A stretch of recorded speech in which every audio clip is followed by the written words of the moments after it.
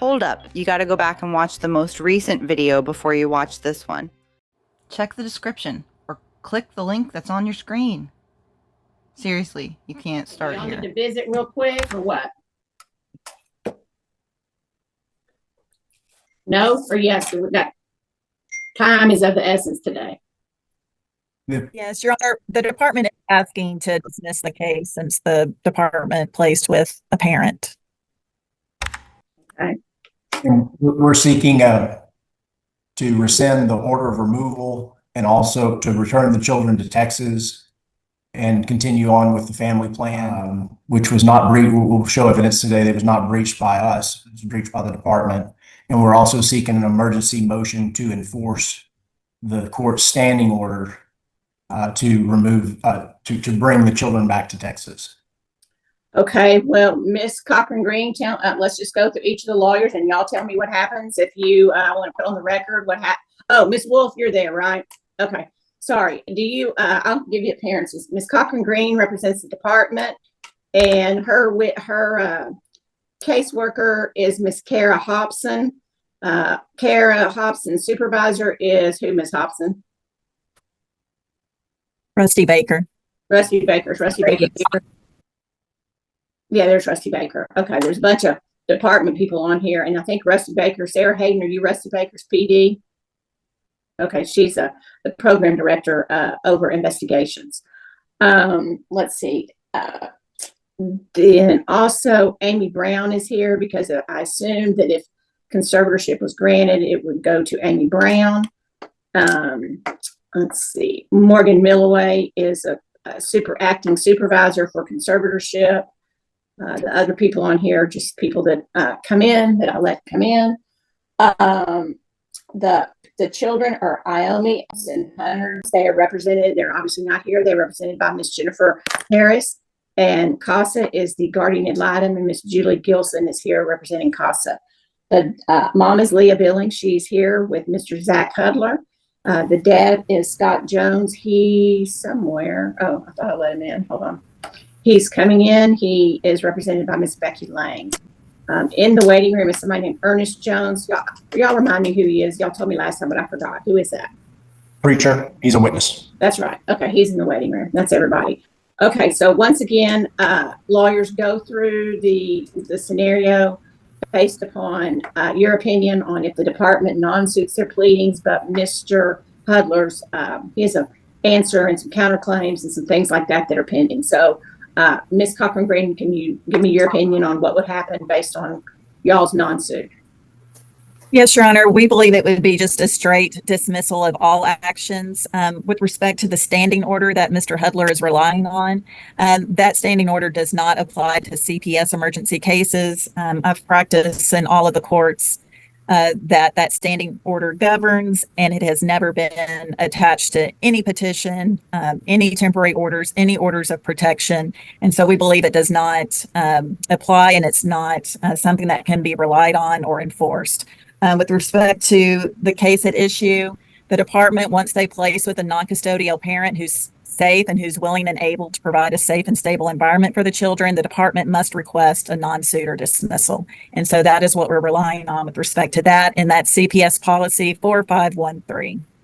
Okay, and then what does that do to, just for the record, what does that do to all the lawyers, the CASA, et cetera?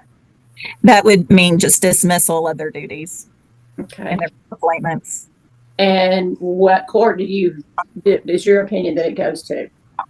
It would go to the district court that's presiding, which I believe in this case is the 424th. Okay. Why do you think the standing order doesn't apply when the standing order says it applies to all SAPSers filed in the 33rd and 424th? Well, technically at the outside of an emergency removal, it's an order of protection, which is not a SAPSer. It would convert to a SAPSer after the adversary hearing, which would appoint the department as a temporary managing conservator. Okay. Because my court has the authority to enter the emergency orders, correct? That is correct.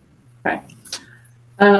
Why I would like for somebody to explain, it doesn't have anything to do with the pleadings, but I would like for somebody to explain on the record why the children were sent to Hawaii, and I believe that was done without any consultation with the ad-litems.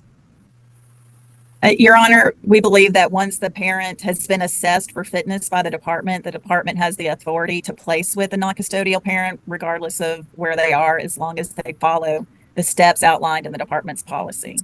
Okay, and where's Miss Earl?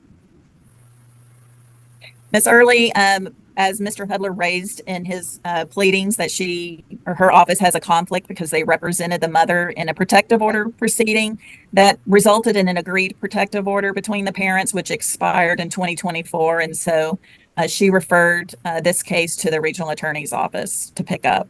Well, isn't there a statute in the protective order statutes in the family code that says they understand how small county attorney's offices are, and just because you do a protective order doesn't mean you can't represent the department? Yes, Your Honor, she is aware of that statute, and we also pointed that out to her. But given kind of the things that have transpired in this case, they wanted to make sure to alleviate any sort of appearance of a conflict.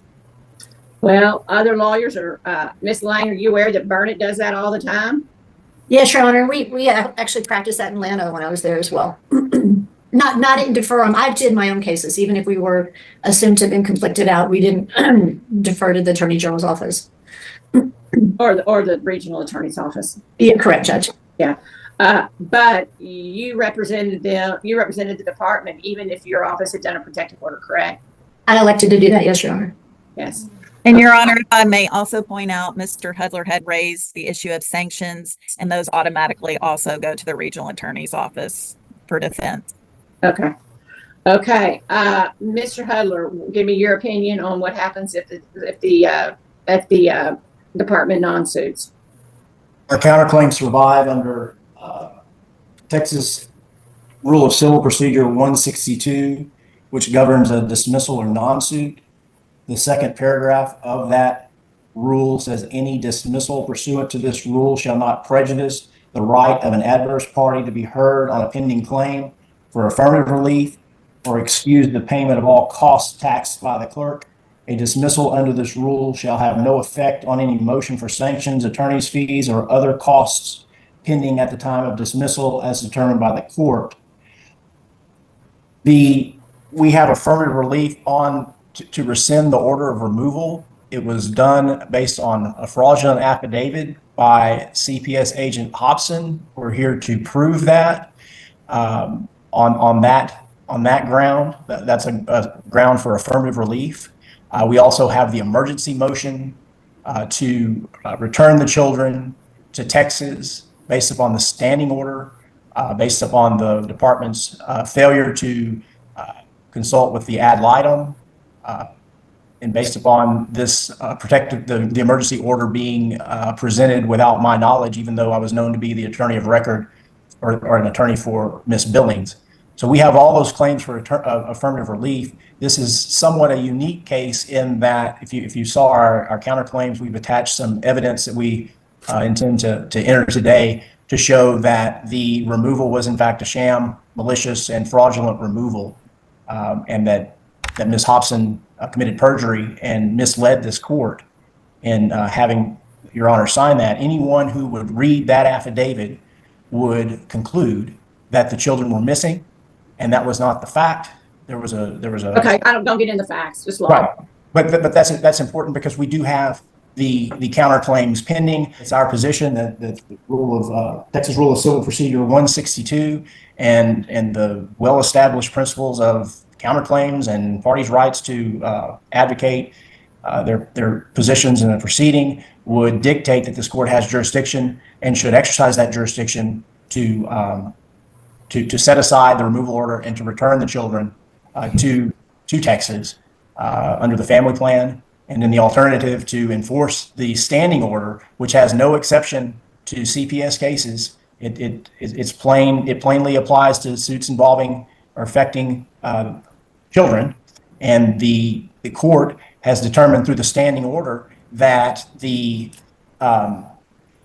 children are disrupted when actions such as those actions taken by CPS in this case are taken when they're removed from the state without an agreement by the parties. The department has invaded the providence of Your Honor's court they've played fast and loose with the court at the beginning to obtain this removal order, and they have basically become the judge, jury, and executioner, so to speak, with respect to my client's rights to her children by allowing these children to go to Hawaii in violation of the standing order without consultation of the attorney ad litem, all of the above. We have serious constitutional rights at issue here for Ms. Billings. The best interests of the children are at stake. And I would also remind the court that the court may conduct a hearing to determine whether it has jurisdiction. That's a well-established principle when parties claim that there's no jurisdiction. But it flies in the face of the Texas Rules of Civil Procedure, the relevant case law, long-standing judicial precedent that you simply can't invoke the machinery of the court. And then when you're faced with a counterclaim for your misconduct, throw up your hands and say, King's X, we're finished here. So we would urge the court to entertain our counterclaims and to hear those. We have some very, very shocking evidence that would shock the conscience of anyone, I believe, of CPS, the department's conduct, particularly Cara Hopson, who committed perjury. She committed perjury before this court. And we are just asking that this be almost reset to where we can litigate on a fair playing field and protect the rights of my client as the mother, as well as the best interests of the children. Well, Mr. Hudler, if you think the standing order applies to CPS cases, then with that logic, CPS could never remove a child because that would disrupt the placement or disrupt the peace, whatever the word is, I don't have it in front of me, of the child when the child is in an emergency situation and needs to be removed. I'm saying, Judge, that number one, they committed fraud when they presented this order to Your Honor. That's the first problem with that. The second problem is it's up to Your Honor to determine where the children should be placed on a removal order, especially in light of the standing order. I'm not saying that the removal, I believe the removal disrupted the children. It was improvident, malicious, fraudulent, all the above. But the disruption of the children is when they took the children in violation of the standing order out of state before we could have a hearing, and without even consulting with the ad litem. And it's my understanding that Ms. Harris was under the impression that the children would be placed temporarily in Belton, Okay. Not Hawaii overseas, essentially. So yes, I believe that they have violated that standing order, and it's the placement after the removal. I'm not saying they couldn't remove, but the court has determined, by the standing order that's been in place for a long time, with no exception to CPS cases, that in situations like this, a removal of the child from the state of Texas without an agreement of the parties would be disruptive. Okay. And that's true. So there's a distinction between, I'm not saying if they would have removed based on an honest affidavit without misleading the court, I don't believe that just that act would be a violation of the standing order. It's the conduct of sending the children to Hawaii. Okay. Ms. Lane.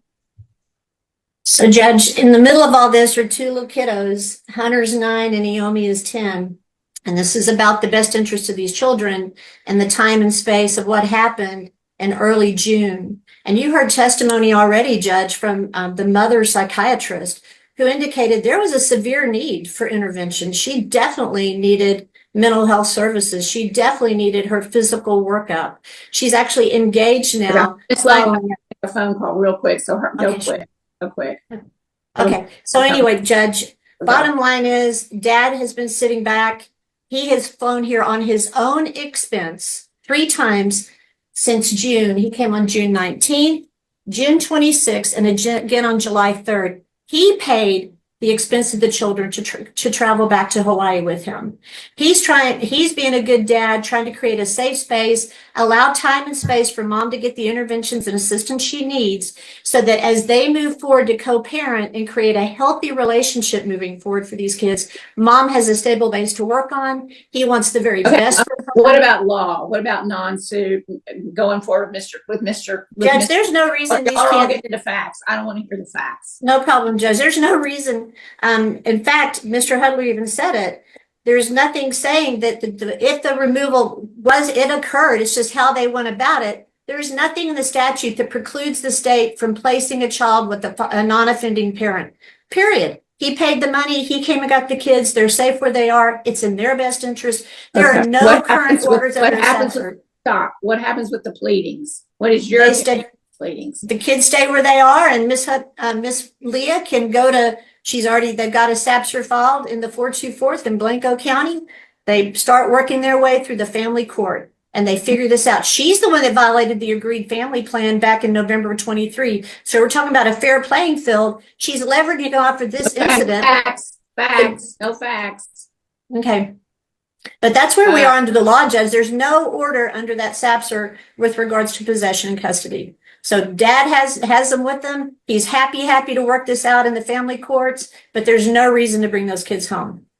Are there any underlying custody orders that a divorce or anything like that?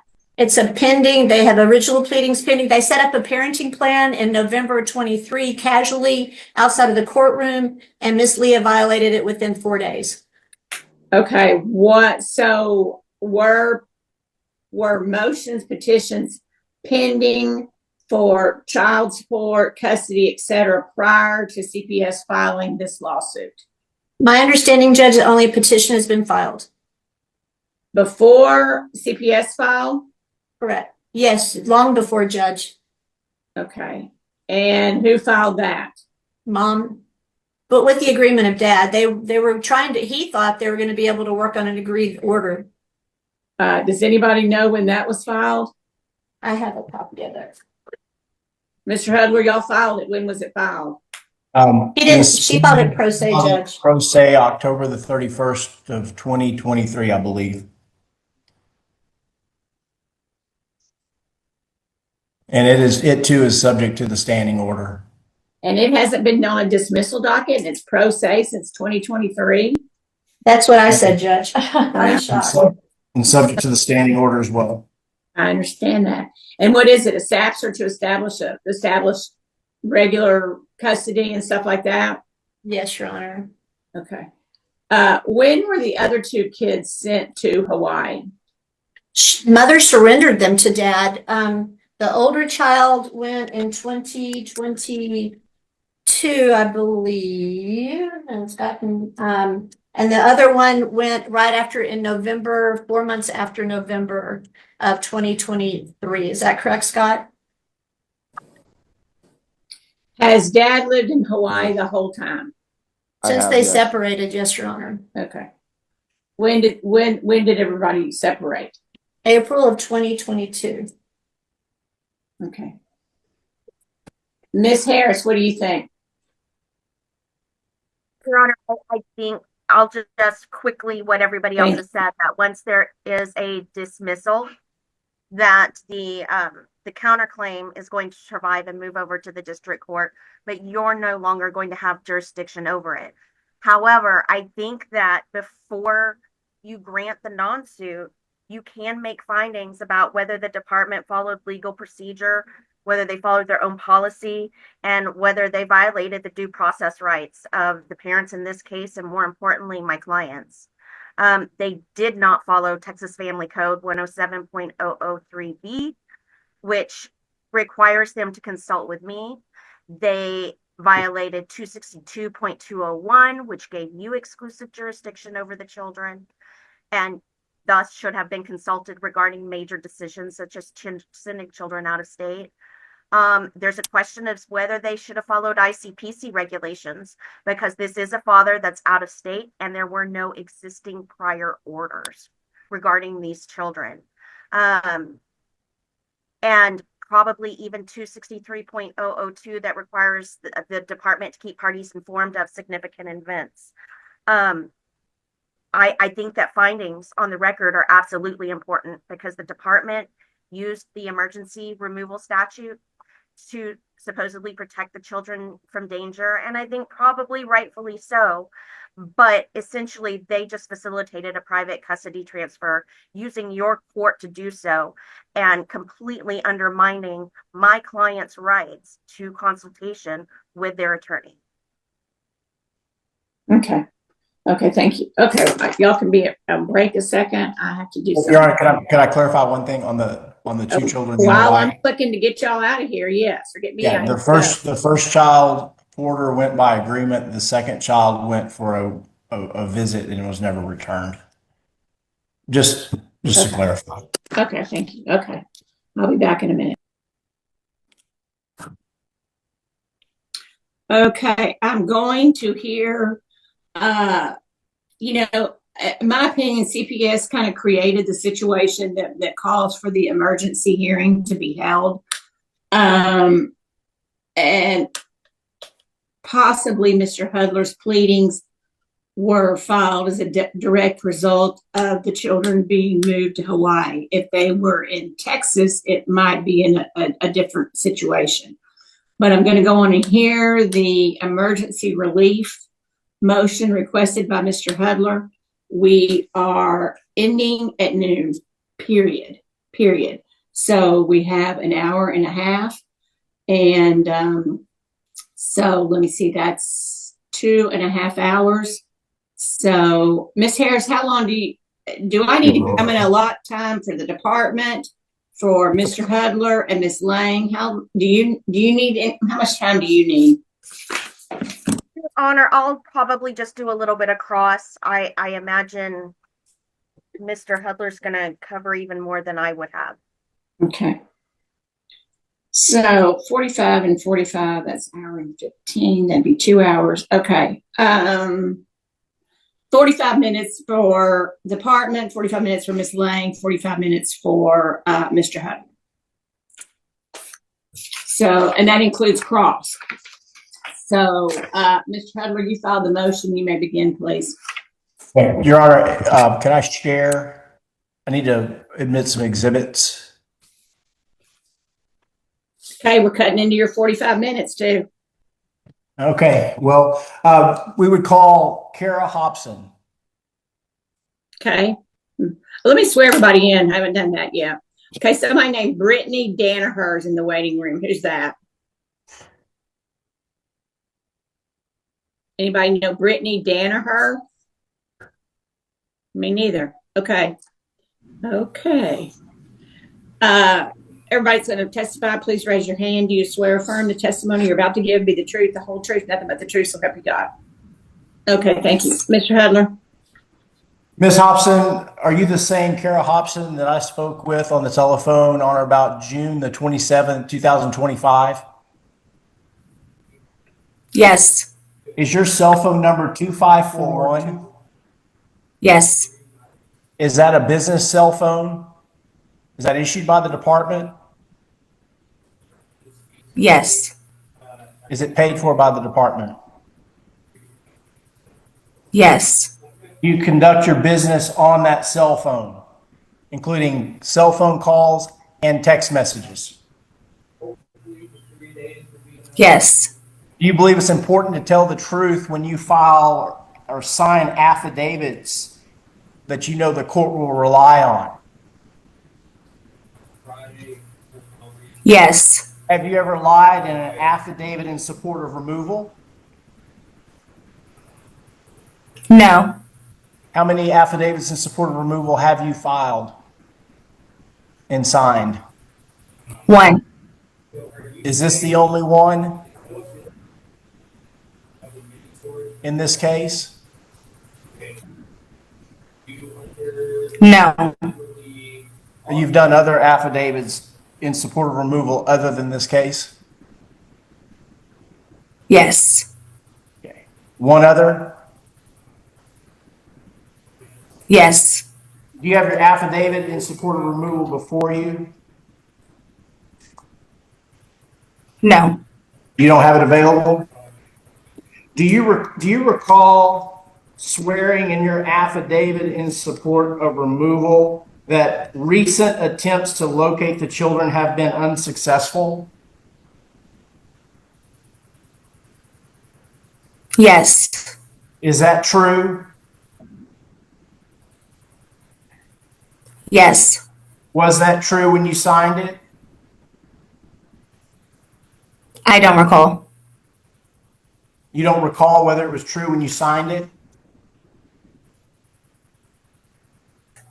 Yes. You do recall whether it was true when you signed it? Yes, it was. Okay, and what time did you sign this affidavit on July the 2nd, 2025? I don't recall. Was it in the morning or afternoon? I don't recall. Was it after you spoke with David Ziggler? I don't recall. No? Okay, we had a conversation. I'll tell you what, do you recall stating after that on page 4 in your affidavit that the department has called all the available phone numbers and sent text messages with no return calls or texts? You recall making that Yes. statement in your affidavit? And that in fact was not true, correct? Yes, that is true. Okay, let's go back to June the 27th. We had a phone call at around 2:38 p.m. Do you recall that? No. You don't recall speaking with me at all on June the 27th, 2025? I do. Okay, and the substance of our conversation began with you were concerned where the children were and whether Leah was around, correct? I was concerned for the children's safety. And you were concerned about where they were that day, correct? I was concerned for their safety. And you're not going to answer my question about whether you were concerned of where they were that day? What I was concerned for was the children's safety. Were you concerned with where the children were that day? Yes or no? No. I was concerned with their safety.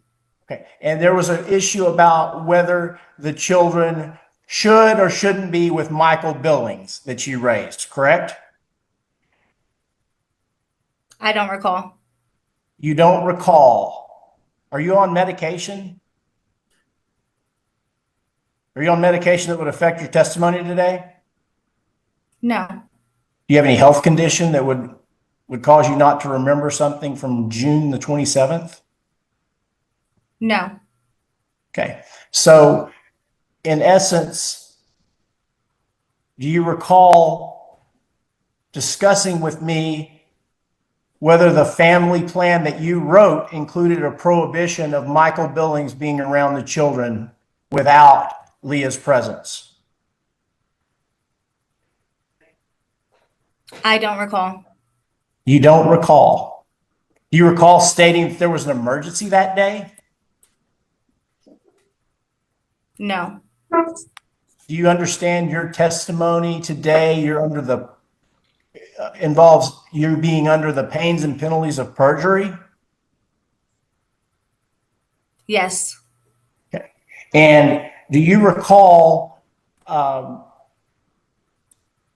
conceding to me that Michael Billings was not prohibited from being around the children without Leah being around?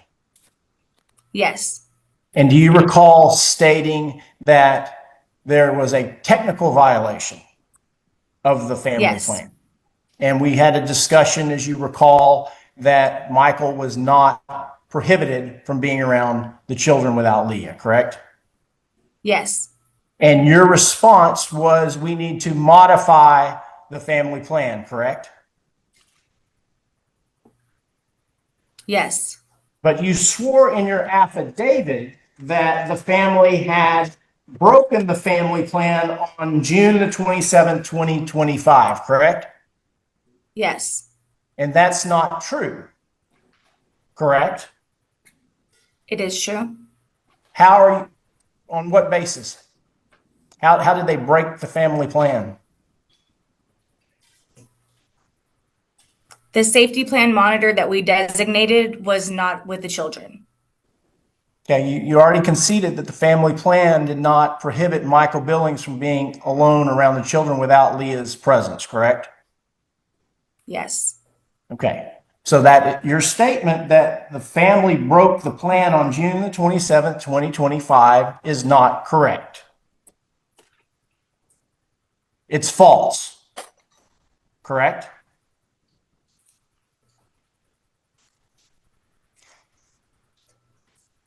No.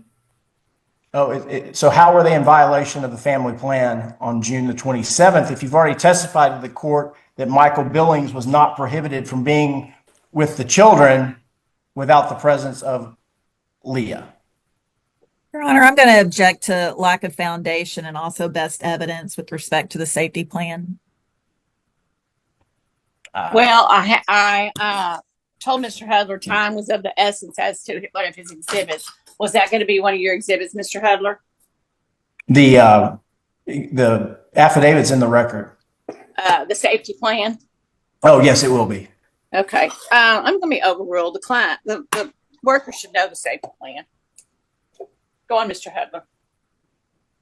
So how are you telling the court now that there was a violation of the safety plan from Michael being with the children without Leah present when you conceded on the phone on June the 27th with me that Michael was not prohibited from being with the children as long as Leah was not present? The safety plan was that the children were to stay at Vicki's home with Vicki as the safety plan monitor. When we had law enforcement go check in Hayes County to see where the children were, and David, Vicki's husband, stated Vicki was not in the home and that she had went back to Miss Billings' home with the children. When I spoke with a neighbor, she stated Vicki left the Billings home on Tuesday. Okay, so you had already testified that you wanted to modify the plan. You talked with me about modifying the plan on June the 27th, correct?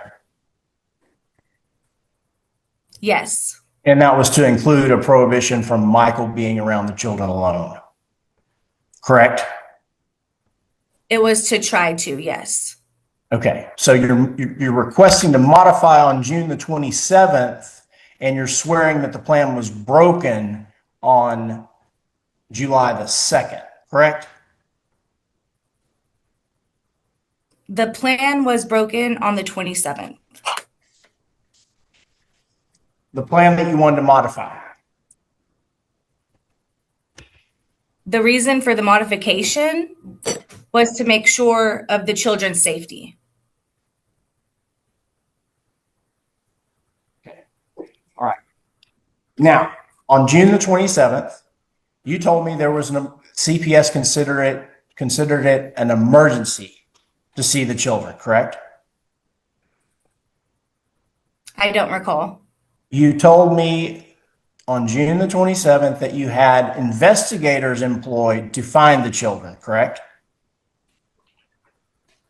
I was the only investigator on this case. You told me in a telephone conversation that you had employed investigators to find the children that day, correct? No. You didn't tell me that. No. You told me that there was an alert out for the children, correct? No.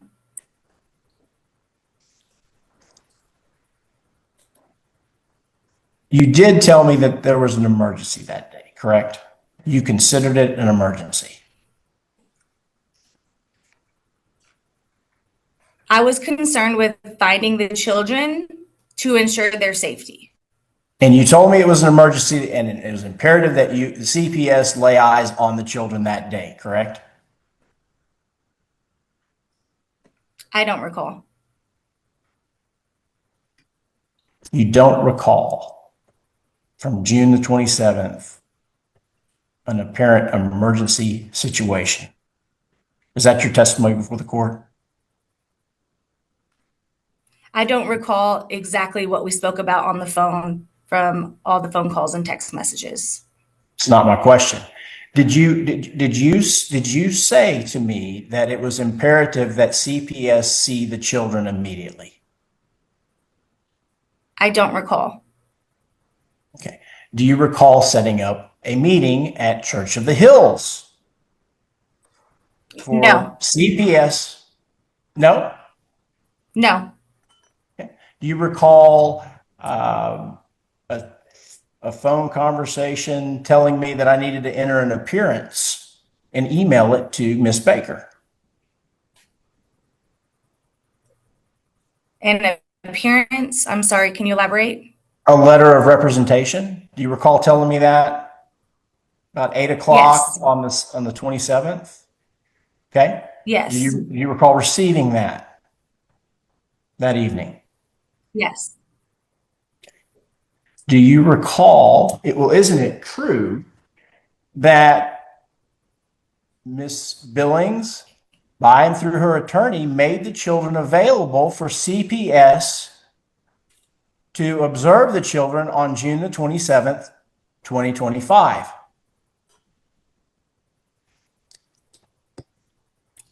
Yes, you texted me and told me that you were in a church parking lot with the children.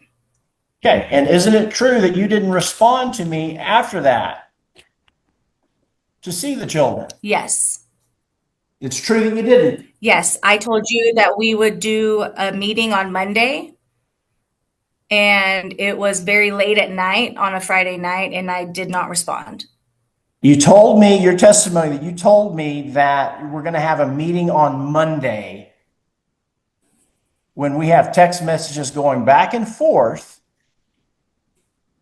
asking you where CPS is for this emergency visit. Is that your testimony? Yes. Yes.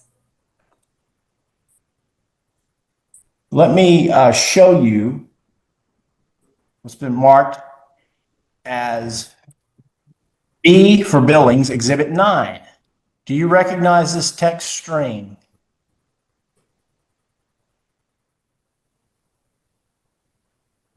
See that?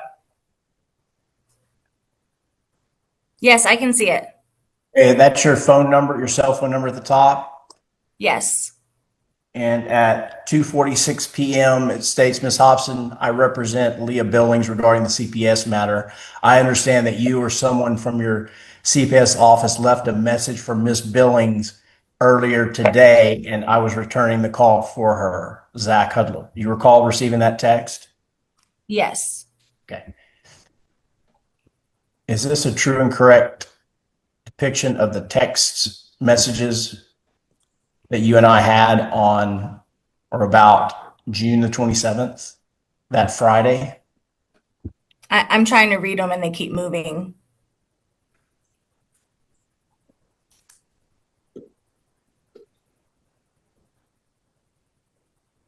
Tell me when you need me to scroll down. You can go down.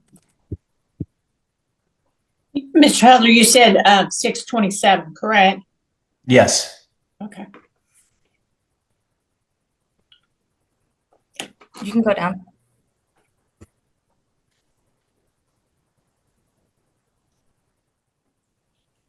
Okay. You can go down. Okay. Is that a true and correct depiction, copies of our text messages that day? I'm sorry, can you go back down one more time?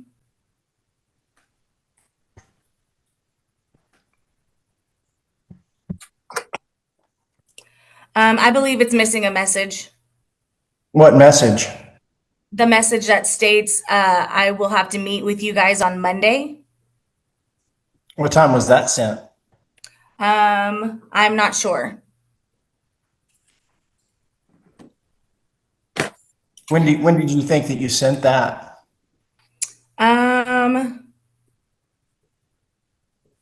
Let me read 1 second. It was before the text that says, what time will a CPS worker be here, I believe. So you're saying this is an altered string of texts? I would need to double check, sir. Do you have your phone? Can we take a recess, Judge, and allow her to check her phone? Yeah, but we're cutting into our time. She can, look, let's just keep going. I mean, do you have to have that right now, or can we keep going and she can look? I move to admit, Uh-huh. oh, sorry. Go ahead. I move to admit B, Exhibit 9. Any objections? No objection. Nope. State. Your Honor, I would object, subject to the inclusion of an additional message if there is, but other than that, no objection. Ms. Harris. No objection, Judge. Okay. I'm not going to admit it yet until we know about the message that Miss Hopson was talking about. We'll come back to that. Okay, so Ms. Hopson, as of June the 27th, at about 7:40 p.m., you see the text where I was trying to call you and you said you'd call me back, correct? Yes. Okay. Not a problem. Sorry, you respond after that, correct? Yes. And my response is meaning no problem with compliance with current family plan. Sorry to bother you late, but I need to confirm that all is good. Thanks and have a good weekend. I'm sorry is your response. I'm trying to get home and get my computer plugged in so I can make sure to give you the most accurate and updated information about what we are needing. That's your response? Yes. And then I responded, okay, do I need to stay at the office to address anything this evening? Thanks. You see that? Yes. And we had a telephone call, at least one telephone call after that, correct? Yes. And that's whenever we talked about the meeting at the church. Isn't that correct? You talked about it. Yes. And I told you that the children would be there, correct? Yes. Okay. And then you see the text on June the 27th at 9:54 p.m. What time will CPS worker be here? Yes. No, and you did not respond, correct? Correct, sir. I was asleep and I was advised by my superior not to go out.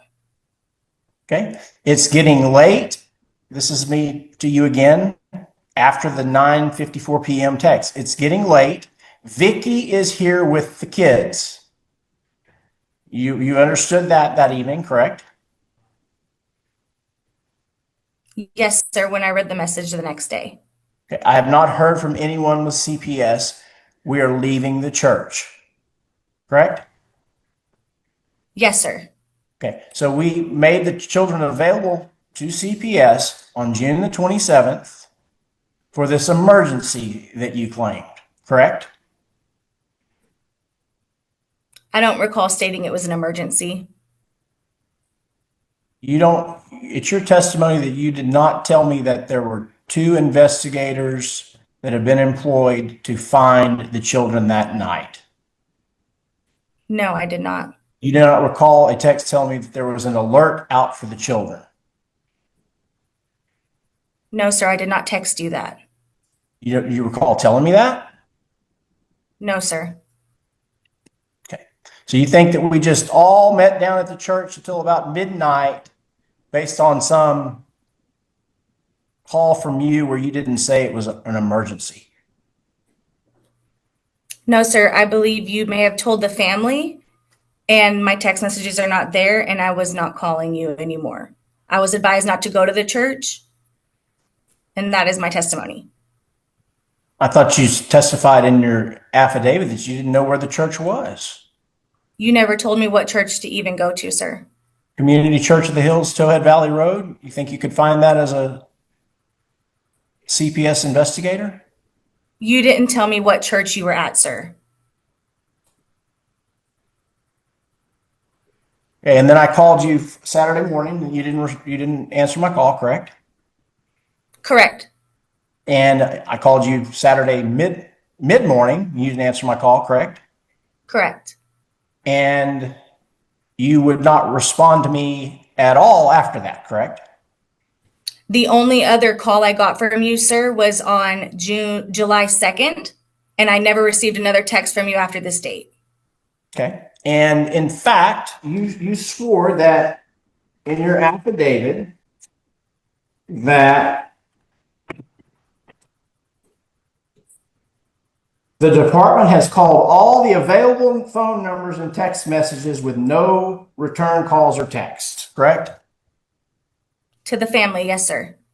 Okay, and the family would include Vicki?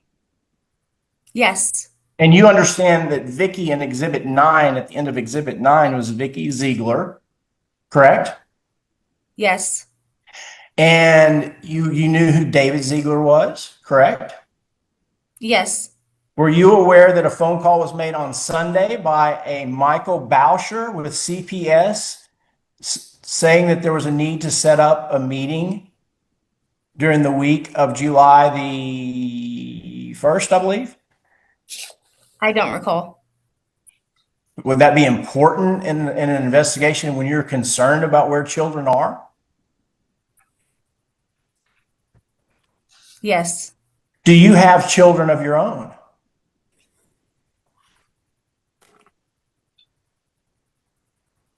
Objection as to relevance, Your Honor. Sustain.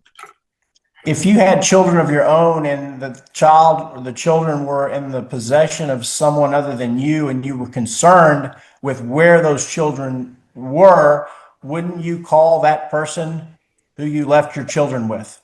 Objection as to speculation. I think she can answer the question. Overrule. Yes. Okay, and you didn't call Vicki Ziggler on June the 28th? I don't recall what all days I tried to contact the family. You did not call Vicki Ziggler at any time from June the 27th until the day that you signed the affidavit on July the 2nd. Isn't that correct? No, that's not correct. What phone calls did you make to Vicki Ziggler from June the 27th, 2025 up until the July 2nd, 2025 affidavit? I do not recall all the exact dates or times at this moment. Then how do you know it's not correct? You testified to this court that it's not correct, but you're telling me you don't recall the dates and times. Which is it? I made multiple attempts to call them. After June Every phone the number in the 27th. After June the 27th, 2025, how many times did you call Vicki Ziggler on these numerous attempts that you I stated? don't recall in how many affidavit? times I tried to call. Would 0 surprise you? I called them multiple times, sir. Would you have made all of your calls from your cellular phone? Yes.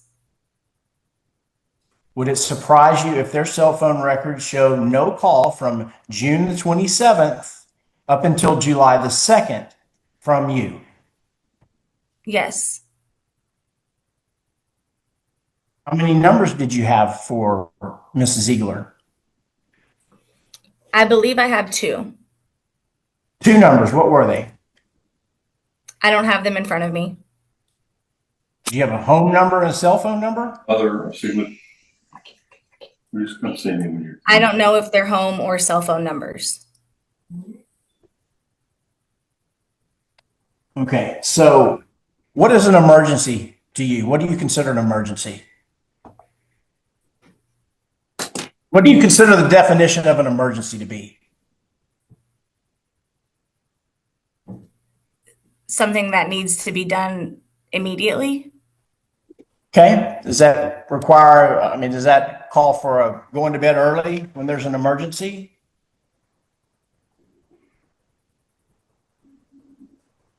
Objection argumentative. Sustain. Is it CPS's policy that you follow to when there's an emergency for you just to turn off your phone?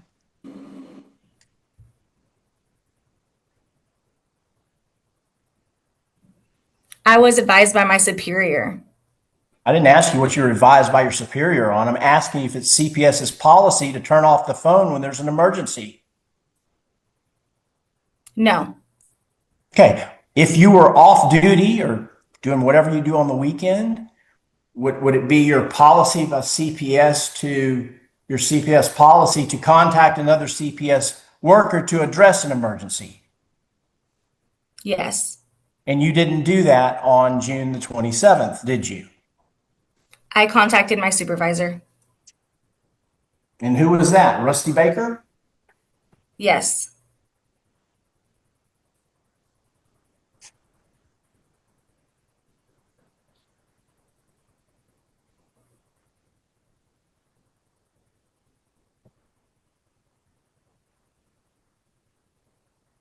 Did you have text message and correspondence with David Ziggler? Yes.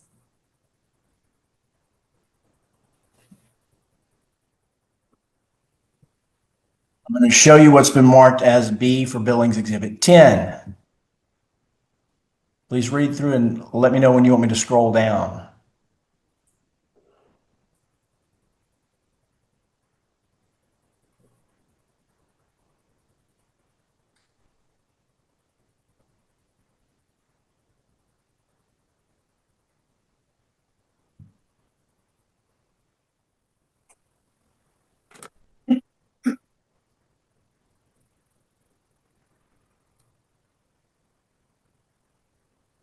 Tyler, you have till 10:22.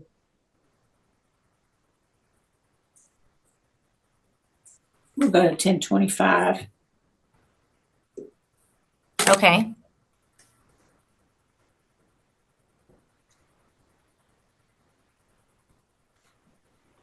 Okay.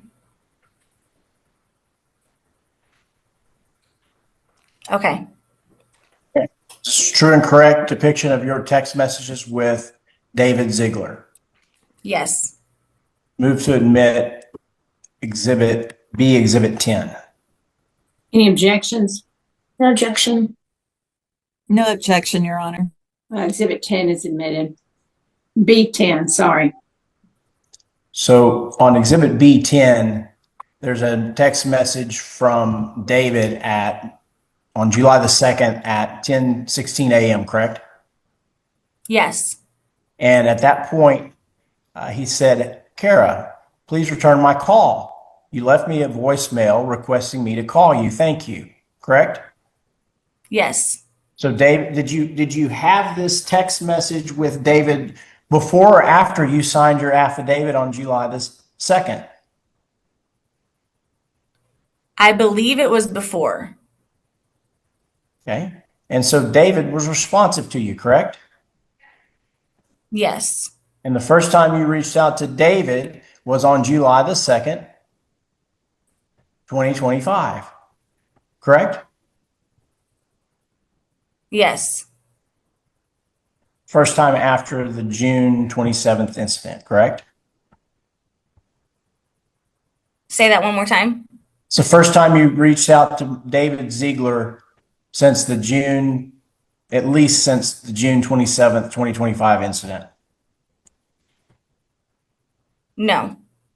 No? When did you contact Mr. Ziggler from June the 27th, 2025 until July the 2nd, 2025? I don't recall. But you just know you did. Yes, sir. Did you do it by text or telephone calls? Phone calls.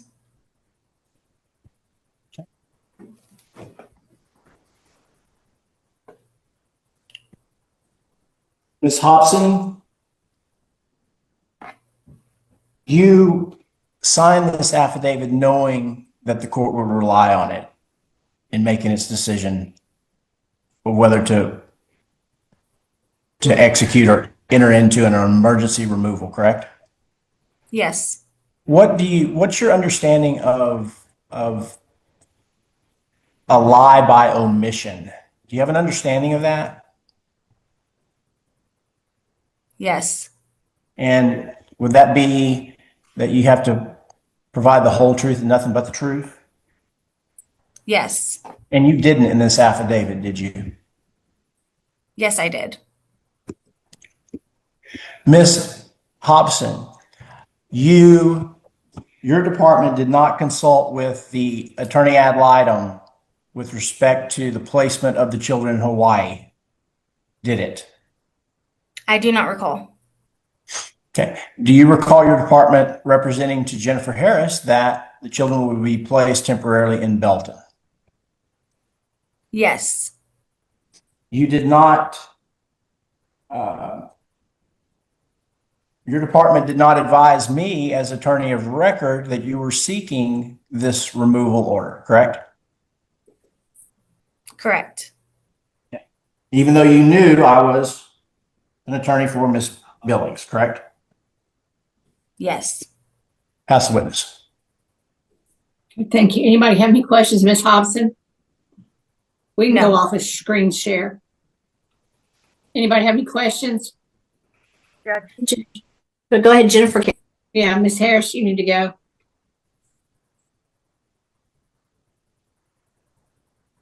Ms. Harris? Yes, Judge. Thank you. I'm sorry.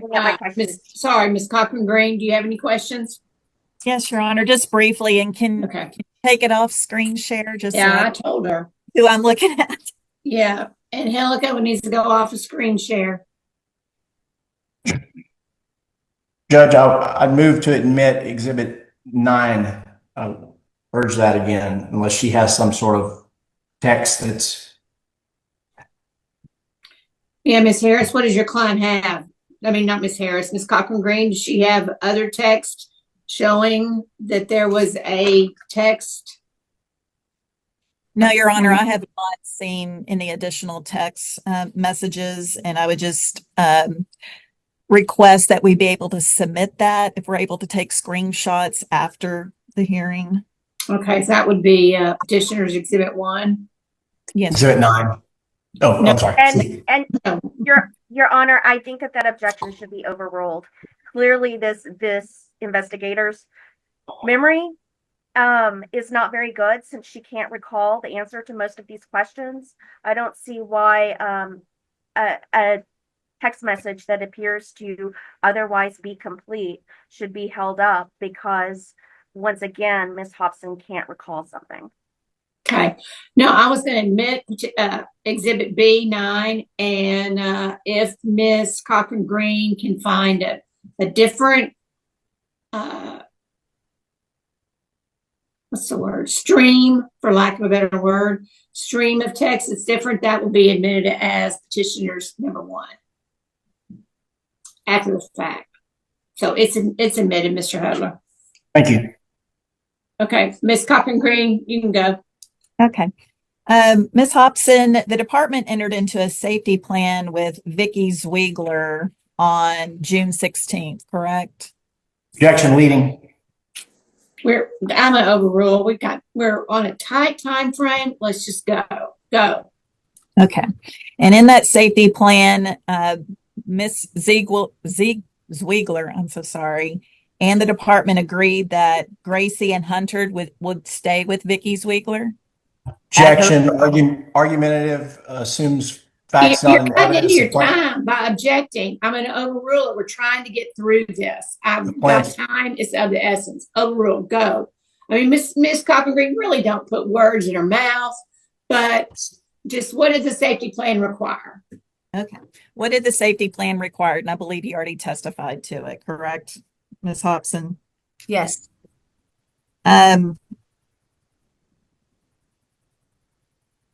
When you developed the safety plan with Ms. Ziggler, did you approve any additional safety monitors or respite caregivers? No. Was a background check run on Mr. Billings, the stepfather of the children? Yes. And did he have any criminal history? Yes. And what was that criminal history? I believe it was aggravated assault with deadly weapon. Okay. And would he have been approved, or did the department approve him as a supervisor? No. And did you, when you entered the plan with Ms. Ziegler, explain to her what the limitations were with respect to persons providing supervision? Yes. And was Mr. Billings, the stepfather of the children, included as a safety monitor? No. You talked about recent attempts to locate the children were unsuccessful. Who were you trying to reach to locate the children specifically? Mr. Billings, Mrs. Billings, Mr. and Mrs. Ziegler. I'm sorry if I said that name wrong. And I also spoke with their landlords, the neighbors, the Okay. Connors. So you called these people? Yes. Were you stopping by their?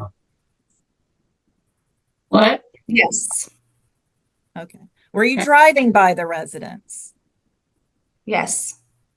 Were any of those people there to talk to when you stopped by? The only one was the landlord. I believe her name is Galen. Okay. And were the children there at any time when you stopped by from June 27th on? No. When did you locate the children, or when were you able to confirm that the children were at Vicki Ziegler's house? Through text message with David. I believe it was on the 2nd. And July that was 2nd. and that was the text message exchange that Mr. Hudler just shown you, and that was just admitted into evidence, correct? Yes, ma'am. And at that point in time, were you also communicating with the county attorney's office? Yes. At any point, did Mr. Hudler send a letter of representation to the county attorney's office? I do not recall him sending one to the county attorney's office. Did he Action would send- call for speculation anyway, Judge. Did he send one to you? Overruled. Do you see? I'm sorry. Keep going. Do you see or have you seen a letter of representation in the case file? No. Do you know Mr. Hudler? No. Did he provide to you the address of the church or the location that he claimed the children were at? No. And that was not included in the text message exchange, was it? No, ma'am.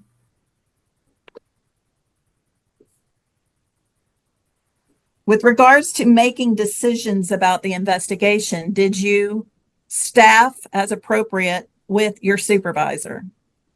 Yes, ma'am. Did you also staff as appropriate with your program director? Yes, ma'am. Did you staff the potential removal with the county attorney's office? Yes, ma'am. Did you do what you were directed to do? Yes, ma'am. Did you believe that the children were in immediate danger if they were to continue with Miss Billings and or the Zwieglers? Yes, ma'am.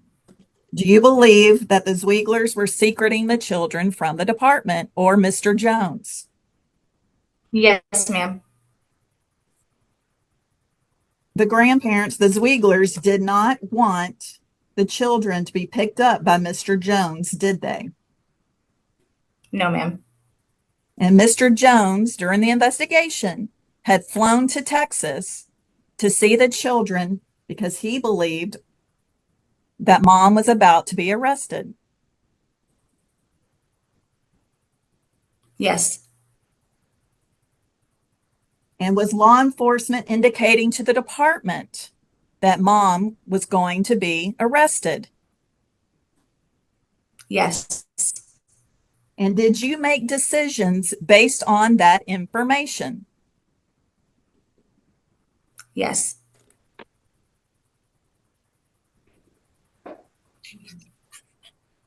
With respect to placing the children with the father, what directive did you receive from your superiors to assess the father for placement? Objection, hearsay. What information did you receive? From the department, which is her superior, and we're the Overrule. What were you directed to do with respect to assessing the father for placement?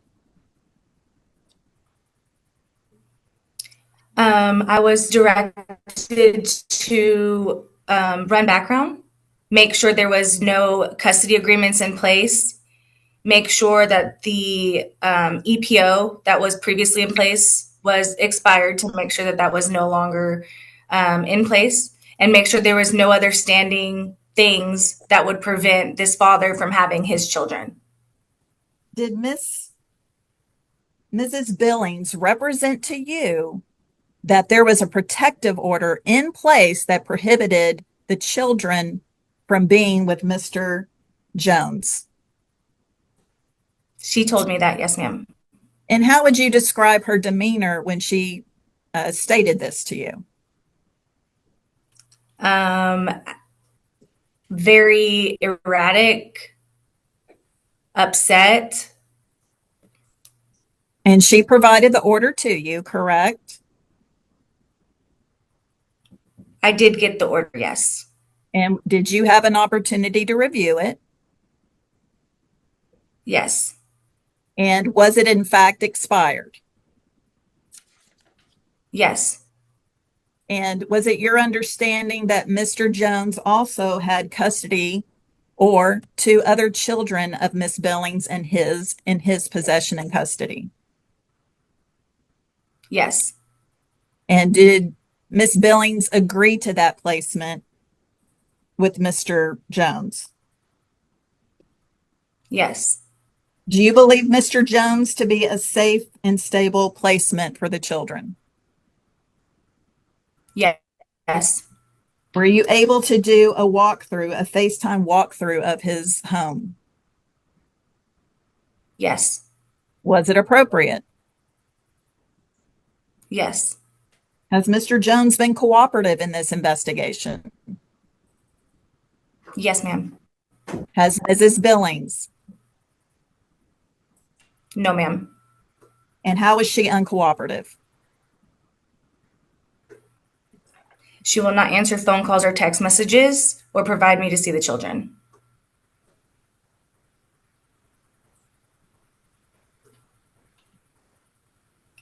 She also would not agree to family-based safety services or any other measures we could take that were offered to her and denied by her. Okay. And the children were forensically interviewed on June the 11th. Is that correct? Yes, ma'am. And did either child or both children make outcries about Mrs. Billings? Both children. And what were the substance of those outcries? The outcries were that she threw a rock at Hunter's foot and hit him with it. She was hitting Gracie or Iomi with her flip-flop on her leg, and that she choked her, and that they had to dig holes and pick up rocks all day or for more than one day. They had to do exercises in the woods at night, or as they called it, the forest. And they were only allowed, Iomi was only allowed a banana and an orange and some water for one whole day. And Hunter was only allowed a banana and some water for one whole day. Does the department consider those actions as abuse or neglect? Yes. Those statements were included in the affidavit that you prepared and submitted to the court for review, correct? Yes, ma'am.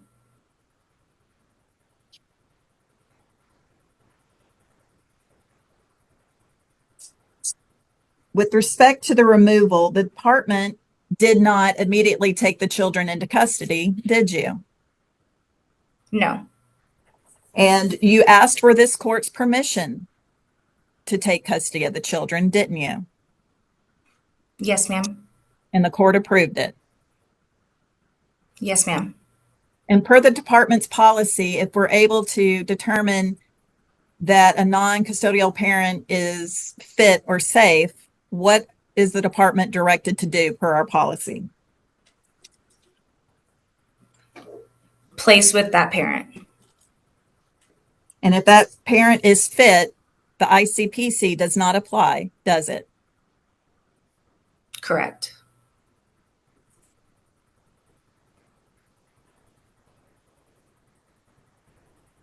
With respect to foster love, what is that location? What is that facility? That location is in Belton, and it is like an overnight safe house for children to stay in between placements. Okay. And consider CWAP, correct? Correct. And is the department obligated to find a placement for the children with a relative? Yes.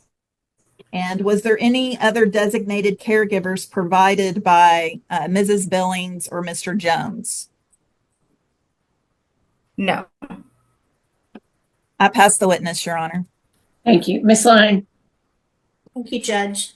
Ms. Hopson, with regards to the children, their forensic interview, you spend some time with these children, is that right? The Yes. two younger.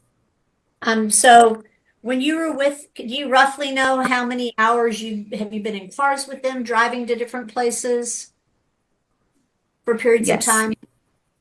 And so was it fair to Yes. say you've been with them for an hour to a couple of hours at any given time several times? Is that about right? Yes. During the time of being with these children, did they ever say anything to you about being afraid of their father?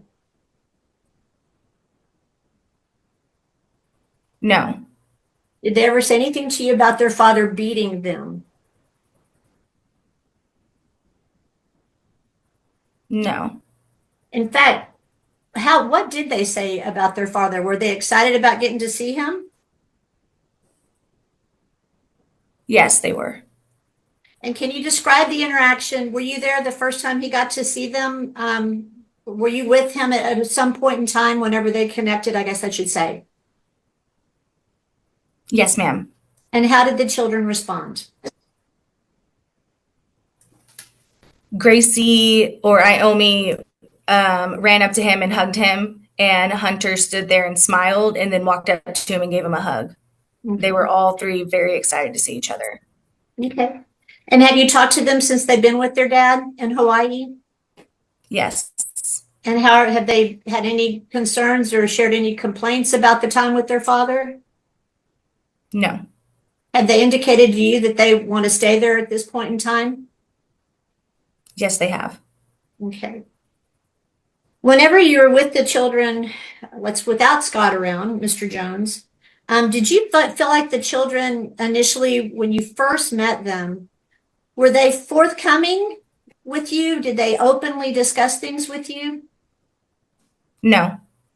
Did you get a sense at all that they had been coached not to talk to the department or CPS as if you were the enemy? Did you get any sense about that? Yes, I heard Leah tell them that. Oh, can you tell me more about that? She told the children that they did not have to speak to anybody from CPS, and she told the children that we were not God-fearing, that we were bad. She told the children that they did not have to respond to us or take anything from us. Where were you and when was that you heard the mother say that? That was the day of the removal when we were putting the children in our vehicle. Okay. So were you present when Mr. Jones came to Texas the first time to go out to the safe house, is what they're calling it, the Zwigglers? Were you there whenever he went to see the children? No, I was not. Okay. And you were aware that he came to Texas those 3 times that we talked about before, is that right? Yes, ma'am. In fact, did y'all coordinate back and forth? So, you actually, did you call him and ask him to come get the kids? I did not advise him to come get the kids. I had to call him and let him know that there was a CPS case involving his children per policy. And he stated that he wanted to come and get them. I let him know I could not advise any custody or anything along that matter. And he stated he was going to come get the children. Okay. And did he share with you that he was consulting the sheriff's department in Blanco County? Yes, ma'am. And did he share with you that he was contacting the local police department to include Johnson City Police Department? Yes, ma'am. And that he made sure that he had notified all the authorities to have a green light to be able to come in as a father on behalf of these kids. Did he share that diligence with you? Yes, ma'am. At this point in time, do you feel like it's in the best interest of these children to stay where they are till mom gets a little more stable? Objection, relevance. Yes, ma'am. Overruled. You can answer. Yes, ma'am. Okay, I'll pass the witness. Ms. Harris? Hopson, who specifically did you call after the 27th? I have contacted every case, every phone number we have in the case. And who specifically is that? Mr. Billings and Mrs. Billings and Mr. and Mrs. Zweigel, I'm sorry. And on what dates did you contact them? I don't recall all the dates that I've contacted them. Do you still have access to your notes that you entered regarding this case? I do. And you were aware that you could possibly be called to testify today, correct? Yes, ma'am. Did you not consider it important to review the important chain of events in this case? I reviewed it, ma'am. There's just so many phone calls and text messages that I could not remember all of them off the top of my head. And is there any reason that you haven't made those notes available to yourself for this hearing to refer to? No, ma'am. Do you find it convenient that you can remember the information that's important for the department, but not the information that the items or the department's the mother's attorney is seeking? Objection, argumentative. You can answer. Overruled. No, ma'am. I just can't remember all the phone calls that I had. And when did you request that the mother bring the children in for a visit or a safety check? I went by their house and called them multiple times. Objection, Your Honor, non-responsive. Ms. Hopson, I'm not asking that. I'm asking, when did you request that the mother bring the children in for a visit or a safety check? The day that I spoke to Mr. Hudler, I had went by their house and called them multiple times. I even had a well check sent over to the Zweigels, and the children were not there at that moment. I could not find the children. Ms. Hopson. And I asked and Ms. called phone Hopson, numbers multiple objection, times Your and Honor, nobody non-responsive. responded. Sustained. Ms. Harris, what'd you say? I'm asking Ms. Hopson when she asked the mother to bring the children in for a safety check. Like a date. That's what you need to know. On June 27th. You asked her to bring the children to your office. I called to ask her, yes, and there was no answers. So you did not ask her, correct? I attempted to ask her multiple times on multiple different phone calls and drove past their house multiple times. No, Ms. Hopson. Did you ask her, did you ever speak to her and say, please bring these children in? No, she would not answer for me. So why were the children immediately locatable after the court made its emergency order, but they weren't locatable between June 27th and July 2nd? I'm not sure. And were the children ever alone with Mr. Billings and their mother? I'm not sure of that either. So your only concern is that Mr. Billings had access to the children, not that he was attempting to supervise the children and their mother, correct? My concern was child safety, and I could not locate the children. No, Ms. Hopson. Ms. Hopson, please listen to my question carefully. You were not concerned that Mr. Billings, were you concerned that Mr. Billings was alone with the children? Yes. Was there anything in the safety plan that said that he could not be alone with the children? No. Were there allegations that he was acting as the supervisor for the mother with their children? Yes. Who alleged that? Mr. Zweigel? He said that he was supervising the children and their mother without his mother around. Yes, he told law enforcement that when I sent a well check to the Hayes County house. Were you there when he said that, or did you get that information from law enforcement? From law enforcement.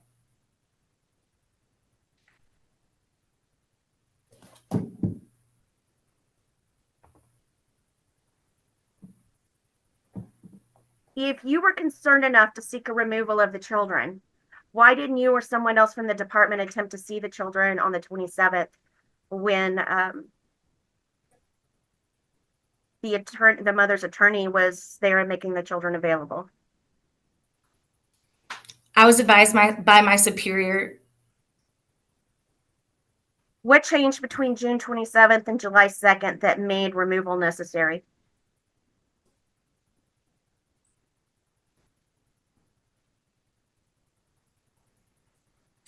Say that again, I'm sorry. What happened between June 27th and July 2nd that made you decide that a removal was necessary? We were concerned for the children's safety after we could not locate them after multiple attempts. And is there a reason you didn't file for court-ordered services instead of an emergency removal? We spoke to Ms. Billings about it and she denied it. When you removed the children on July 2nd, did you already plan to place them with their father in Hawaii? Yes. So when you removed them, you knew that there was a safe, protective parent available, correct? Yes. Did you represent that to the court in your affidavit? Yes. Are you sure about that? No, I'm sorry. I'm sorry. Did you indicate to myself or to CASA that you fully intended to remove the children and immediately place them with their father? No, ma'am. So if they had a father that was available and willing to provide a safe, appropriate placement for them, what was the immediate danger?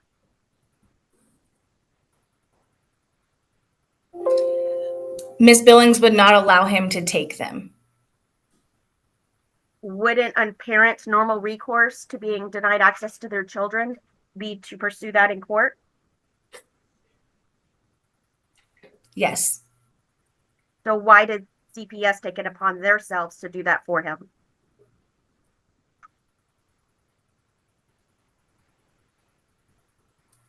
For immediate concern for the children's safety. Did you conduct a DFPS name-based criminal history check, or I'm sorry, a DPS name-based criminal history check on Mr. Jones? Yes. Did you check impact? Yes. Did you ask him to obtain a central registry check from Hawaii? Yes, I believe we're still waiting for that. You do not have that yet, correct? I'm not sure if I have it yet. Did you ask I him? don't know. Did you ask him to obtain a Hawaii criminal history check? I don't recall. You're aware that that is required by your own policy, correct? For you to ask him to obtain that? Yes. Did you inquire about other states where he previously lived? Yes. Did you ask for background checks from those states? Yes. Did you ask him to do a fingerprint-based check with the FBI?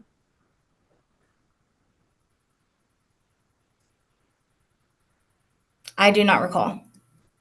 Did you conduct a home visit or request one from law enforcement or somebody else in Hawaii?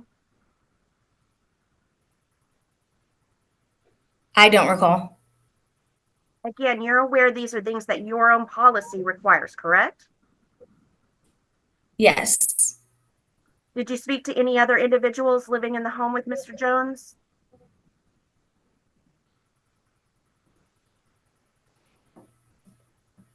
No.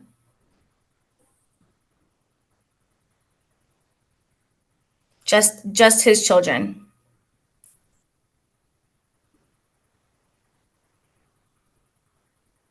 You know who else is living in the home?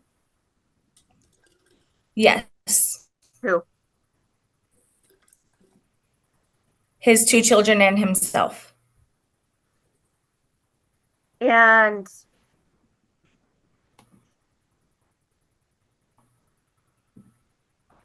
were you able to determine whether there was any existing custody or visitation orders for Mr. Jones?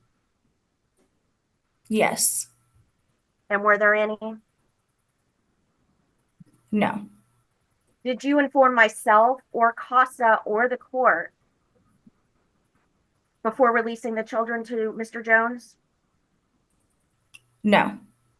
Did you notify the court or request placement before transferring them out of state? No. When was Mr. Jones first contacted to come get his children? I contacted him the day after the case opened to let him know that there was an open investigation involving his children.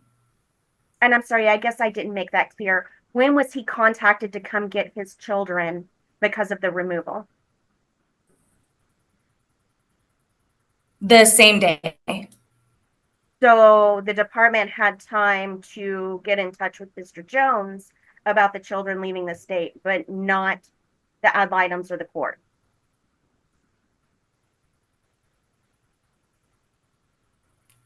Yes.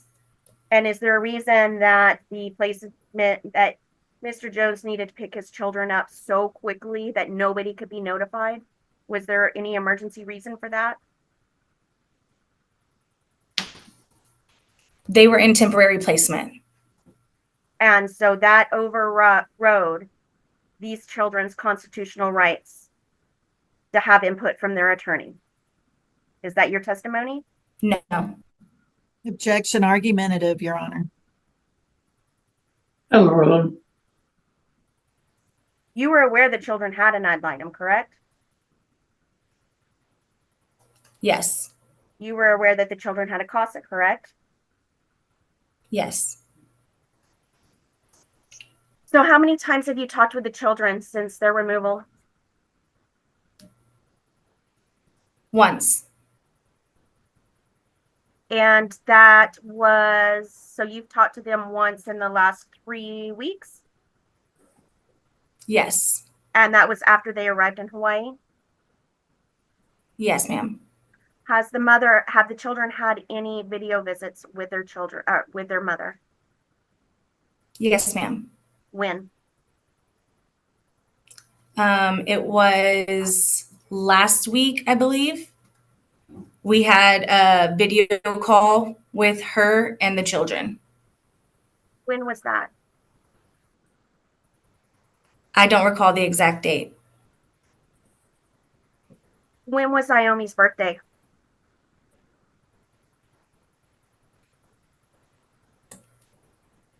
I don't recall.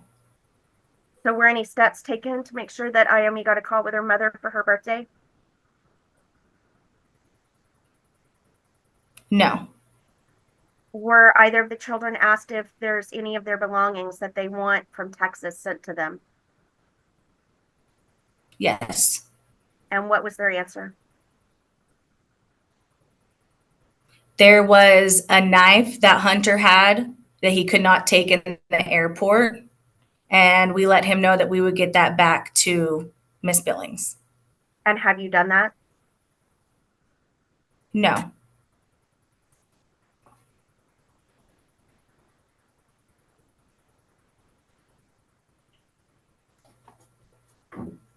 pass the witness, Judge. Okay, thank you. Mr. Hudler?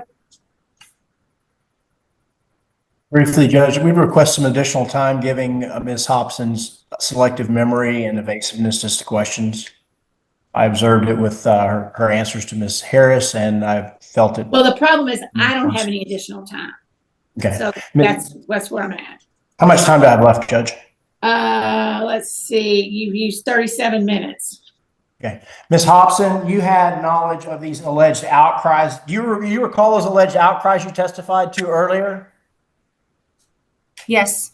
Your memory getting better since our last line of questioning? Yes? Yes. Okay, good. So you had knowledge of those alleged outcries when you drew up the family plan on or about June the 16th, 2025, didn't you? Yes. And you already testified that you were requesting to modify the plan on the one hand to us, and you're telling the court on the other that we violated it, correct? Correct. Do you see a problem with your testimony there? I see you looking down. It's not that I wanted to modify it. But that's what you I told me, wanted correct? to add another monitor. I wanted to add another safety plan monitor. And we had Mr. Connor who was waiting to be a monitor, correct? No. You know who Mr. Connor is? Yes. Okay. And it's your testimony that Mr. Connor, no one requested that Mr. Connor be a safety monitor at any time? No. No one did, according to you? Correct. And let me pull up the safety plan real quick, Judge, if I may share.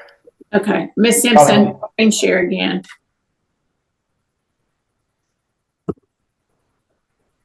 Is this a true and correct copy of the safety plan that you drafted? No. This is not a true and correct copy of the safety plan? No. Where is the safety plan? I have a safety plan with Leah's signature on it when she came to the office and signed it for me. And this isn't a true and correct copy of it? No, it's missing Leah's signature. But it has the substance of everything else, correct? Yes. So all the plan is identical to the one you have in the office, except for Ms. Billings' signature is not on this one. Correct? Correct. Move to admit exhibit B exhibit 6. No objection. No objection. B6 will be admitted. Thank you, Your Honor. We'll pass the witness. Okay, thank you, Mr. Hudler. Let me check the time. Anybody else have any questions, Ms. Hobson? I had two. Okay, Ms. Simpson, we need to get off screen share. Yes, ma'am, Ms. Lane. Yeah, real quickly, Ms. Hobson, you did a video walkthrough though of Mr. Jones's house, isn't that right? Yes. Okay. And I'm curious, so the children have been there 3 times. Have you received any telephone calls from the CASA or the attorney ad litem wanting to collaborate with you to plan contact between mom and the kiddos? Has anybody reached out to you? No, ma'am. Have you received an email saying, hey, what can we do to help these kids have contact with their kids, CPS? No, ma'am. Has anybody in your department received a phone call? Your supervisor come and said, hey, I heard from the attorney ad litem and the CASA, and they really want to facilitate contact between those kids and their moms. Anybody say that to you? No, ma'am. Okay, I pass the witness. Okay, anybody else? Just a quick follow-up, Judge. Okay. Ms. Hopson, aren't there 2 roommates living with Mr. Jones along with the children? No. What's the living situation? Do the children have their own rooms, or where are they staying? Yes. They have their own rooms? They have their own rooms. Okay. Did Mr. Jones share with you anything about a fist fight that he and the older boy Porter had with some other kids and parents? No. No? Do you think that's important for a parent looking out for the best interests of the child not to engage in a fist fight with other parents and children along with his boy? Yes. We'll pass the witness. Okay, thank you. Anybody else? No. Okay, Ms. Hopson, I have just a couple of questions. Why was Belton mentioned? Did the kids ever go to Belton? Yes, ma'am. They went to Foster Love, which is a temporary CWAP location How long for did children they- without placement at that moment. So they have a safe place to sleep and eat and Okay, shower. how long did they stay there? They were there overnight. And then Mr. Jones? I believe they were there. Mr. Jones? I'm picked him up- sorry? Mr. Jones picked him up the next day? Yes. Okay. Did he pick him up from there? From the airport, Your Honor. Okay. So the kids left for Hawaii on July 3rd. On the 4th, Your Honor. Okay. Was Miss Billings ever arrested? Not to my knowledge. Okay. Well, what was the charge that was floating around out there? What was it? Felony charges for child abuse. Okay. Who is Mr. Connor? The Billings is landlord and neighbor. Okay. Where do the Billings live in relation to the Zigglers? The Billings live in Johnson City in Blanco County. The Zigglers live in Hayes County in Dripping Springs. Okay. And they, for the record, they are Mr. Billings' parents? Correct. It is his mother and his stepfather. Okay. Were both of them, I mean, would you consider, how would you classify both of the Zigglers? Cooperative with you or not? In the beginning, cooperative. At the end and towards the end, non-cooperative. David was more cooperative than Vicki. And then at the time of the removal, not cooperative and extremely aggressive. One or both? Both. Okay. Why have you only talked to the kids one time since they've been removed, since they've been gone? What, let's see, today would be 19 days? That was the only meeting that I knew of. The only call, the only meeting. Well, why have there not been more since y'all are the temporary managing conservators? I'm not sure, Judge. Okay. So basically there's Mr. Jones and 4 kids living out there, right? Yes. Does Mr. Jones work? Yes. Okay. So I believe at one of the earlier hearings we heard, I think somebody maybe said or something that he was behind in child support, but there's not any orders in effect regarding custody or support or visitation for either of these parents, is there? There is not, Your Honor. Okay. Do you know if that protective order had any child support in it?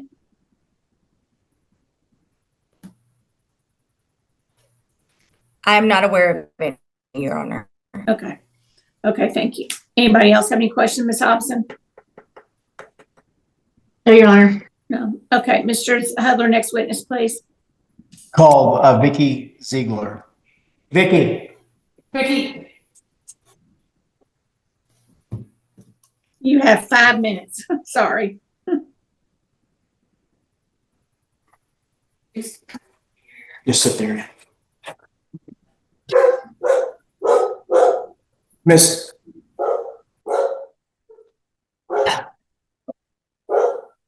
Miss Ziegler, restate your name for the court. Vicki Zwaggle. Zwaggle. Zwaggle. I'm sorry. That's okay. Are you the safety monitor contained in the family plan Yes, sir. that was entered into on or about June the 16th or so, 2025? Yes. What's your understanding of that plan? That I was supposed to be with Leah whenever she came to visit the kids. Was Michael Billings, your son, ever excluded from that plan, either by the plain language of the plan or by anything anyone told you at CPS? No, just Leah. Okay. And did you faithfully follow that plan? Totally. Were you cooperative with CPS when they called you? Yeah, when they called. Okay. From June the 27th, 2025, did we have a meeting at the church where we all went out there to try to get Ms. Hopkins to come address this emergency? Yes, sir. How long were you there? 9:30 to 12 or something like that. And you, I'm not. So, yeah. was there an issue where you had your 91-year-old mother who was having a birthday party? Yeah. And what were you doing that day? Making cookies. With who? With the grandkids were there. Okay. With my sister and my sisters. Where were you all that morning? Was Leah with you in the morning? That morning, yes. Okay. Me and Michael and the kids left. Okay. And where did Leah go? She was working. Okay. Was she with Michael? No, Okay. I was. Right. All right.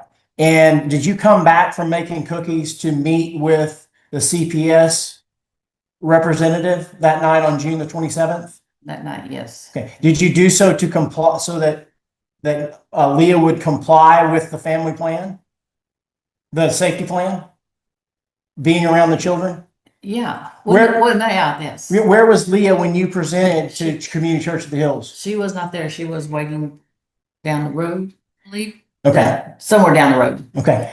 Now, from June the 27th, 2025 until July the 2nd, 2025, did you receive any phone call from Sarah Hopkins at CPS? Cara? Cara Hopson. Mhm. From the time that we were at the Oh, no, I did not. Not after that. No.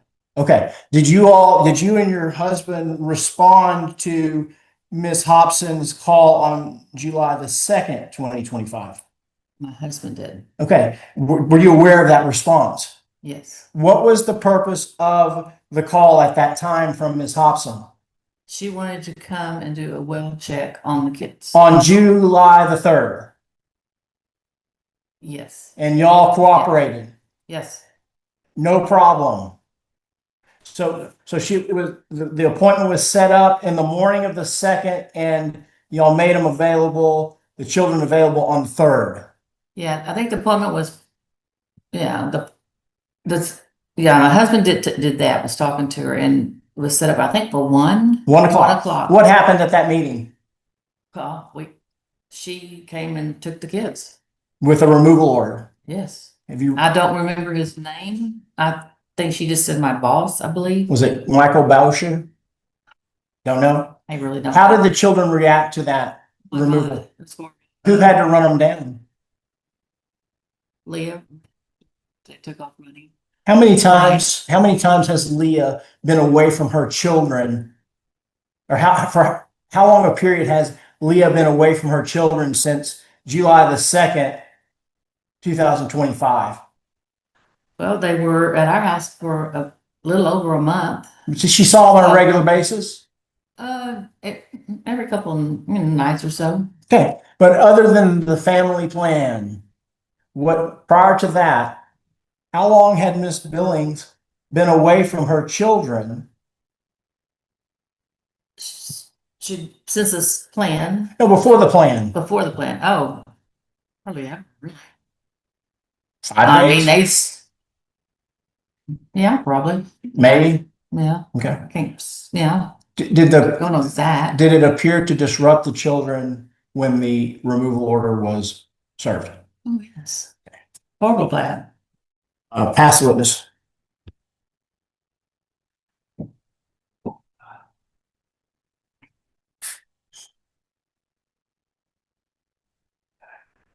They got me. Judge, Well, you're thank muted. Sorry, Mr. Hudler, you used your time. Okay, Miss Lane. Yes, Your Honor. So, hi, Ms. Ziegler. I apologize if I'm mispronouncing your name. I'm Becky Lane. So, Mr. Jones came to your house, you recall, to see the kiddos. Let's see what that would have been, around June the 19th. Is that right? Remember him coming to the house? He came You to and the house. I'm just not sure the date. Yes, he did show up at the house. Yes, ma'am. And you remember talking to him and the kids got to visit with their daddy a little bit while he was there, correct? Correct. And you remember taking a picture of the kiddos with him holding the kiddos, right? Right. Huh? Right. You remember taking that picture? Yes. Can I share my screen, Your Honor? Yes, ma'am. There. Can y'all see that? I know.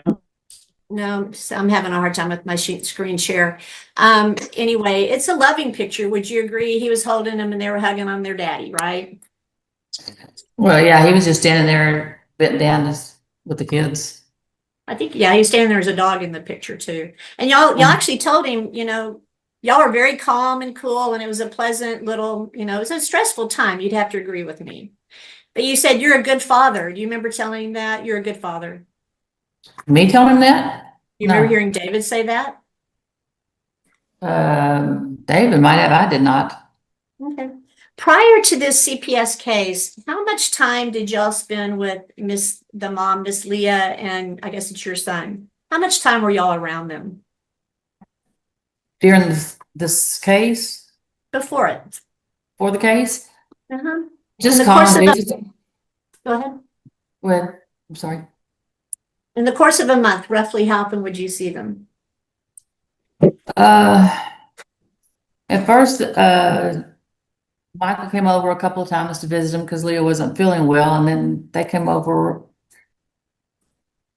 maybe 3 or 4 nights to Ms. visit. Ziegler, let me ask it differently. Before CPS got involved, long time before CPS got involved. Oh, okay. Yeah, that's what I'm talking about. How often would Okay. you see these grandbabies? We see them quite often. I would go out there a lot and spend time with them at their home, and then they would come by and let the kids swim and play, and I would babysit occasionally. So Okay. we see them quite a bit. Go to Were church you with them ever- occasionally. Okay. Were you around when they were being disciplined for doing something, that needed to have discipline for a kiddo? Were you ever around when they were being disciplined? Maybe a couple of times, maybe. Just not Okay. anything major, but just being told what to do. Okay. Like get up and But go clean your room. there you go. Fair enough. I pass the witness, Your Honor. Thank you. Anybody else have any questions? No, Judge. No? Is that a no? No, anybody else? I have some questions. Okay. Say, Cochran Green. And Ms. Zweigel, could you please state and spell your name just so that we have it correct? Vicki, Vicky. Zwaggle is Zweigle. Okay, thank you. With respect to June 27th, where were you and the children that day? Okay, that was that the day we went after the church? The day after the church? The day of the church? Honor, I would ask that you direct the witness not to consult with other potential witnesses. Yes, ma'am. So You I do don't have a it calendar. from I memory. can't remember the day. The day of we went to the church. I was at my house, made some cookies, and then went to my sister's house, and the kids as well, and Michael, and the kids played with my sister's grandkids. And then we left there, and well, we were called to go to the church. Okay, where does your sister, My sister lived yeah, where does she live? in Dripping Springs. Okay, and on Saturday, were you at home all day with the children? No, we all was home, but we had a party at my mom's church for her 90th birthday. And they were with me at the church the whole time the party from Okay. 1 o'clock till 6 that evening. And where was that party held? Wimberley First Baptist Church on Winter Mills, I think is First Baptist Okay. in Winter Mills in Wimberley. So pretty local. Yes. Oh yeah, Wimberley, about 20 minutes away. Do you know why your husband would have told the department you were on a girls' trip? I wasn't on a girls trip. I was supposed to be on one, but Cara did not seem to get the secondary person in line for time for me to go. So I did not get to go on that trip. Okay. And so you, according to your just statement now, you advised the department that you wanted to go on a girls' trip. It was a surprise birthday party for my mom's 90th birthday at a beach house with my sisters. And Okay. her Sunday school class was going to be there. She had no idea. It was all a surprise. And yes, I missed it because it did not get a secondary person. Okay. And who was at any point in time were the children not with you from the period of June the 27th to July 3rd? No. At any point in time were you not at the home to where if CPS did show up, they wouldn't have been able to locate you? Well, wasn't it at home the whole time I had them? Was that? I mean, So the okay, I so had them with me. Like I would go to the grocery store to take them with me. I go to my sister's. I go to my mom's. I take them with me. were the children at any point in time left with just Mr. Billings, your son? No, because when he came over to visit, I was there. Okay. And so who was at the church parking lot with Mr. Hudler and the children? Who's Mr. Hutler? Your attorney Oh, I'm so sorry. or I go be your daughter's attorney? Sorry. So who was at the church parking lot? Yeah. My husband and myself, Michael, the kids, Zach, and then some of their church friends, Connors, and I don't know Ricky's last name. And then Leah showed up later on that evening. And when Mr. Jones attempted to come to your home, did you call law enforcement? The first time, no. The second time he came back, yes, we did. And why is that? Because he was going to take the kids from us. And do you understand that there was no orders prohibiting him from picking up the children? Not at the time, but the deputies had told us. And at that point in time, had your daughter-in-law, Mrs. Billings, did she tell you that there was a protective order in place? I don't know. I'm not sure. But her and Michael did show up there when Scott was there and the deputies. Okay. I passed the witness, Your Honor. Okay, anybody have any more questions? No, Your Honor. No. Ms. Harris, any questions? No, Judge. Okay, thank you. Okay, Miss Cochran Green, do you have any witnesses? No, Your Honor. Okay, thank you. Miss Lane, do you have any witnesses? Yes, Your Honor. Okay, go on. I'd like to call Miss Leah Billings, please. Okay. All right, Miss Billings, can you hear me okay? Yes, I can hear you. Yeah, I You got can't you. hear Yes, ma'am. Yeah, so you brought up a couple of things you had your attorney ask about. I just want to clarify. You mentioned that Mr. Jones and a son of yours had gotten in a fist fight. Are you talking about an incident that happened with your older child before Xander got out there with Porter? Yes, ma'am. Yeah, and you're talking about a time when some kids were threatening to jump Porter at school and his friend. And so Mr. Jones went to help him, and they actually got jumped by the kids at the school. Is that the whole story, or you kind of changed it in your memory? Oh, no, I just know what I'm told from him. Okay. So that There sounds you go. about right. That sounds about right. And you recall that you actually entered, you did some, you agree that you and Mr. Jones tried to do some informal agreements to get this custody stuff worked out with your kiddos, correct? Yes. And do you remember an email exchange y'all had? It's been a while, May 30th of 2024, 3:24 in the PM.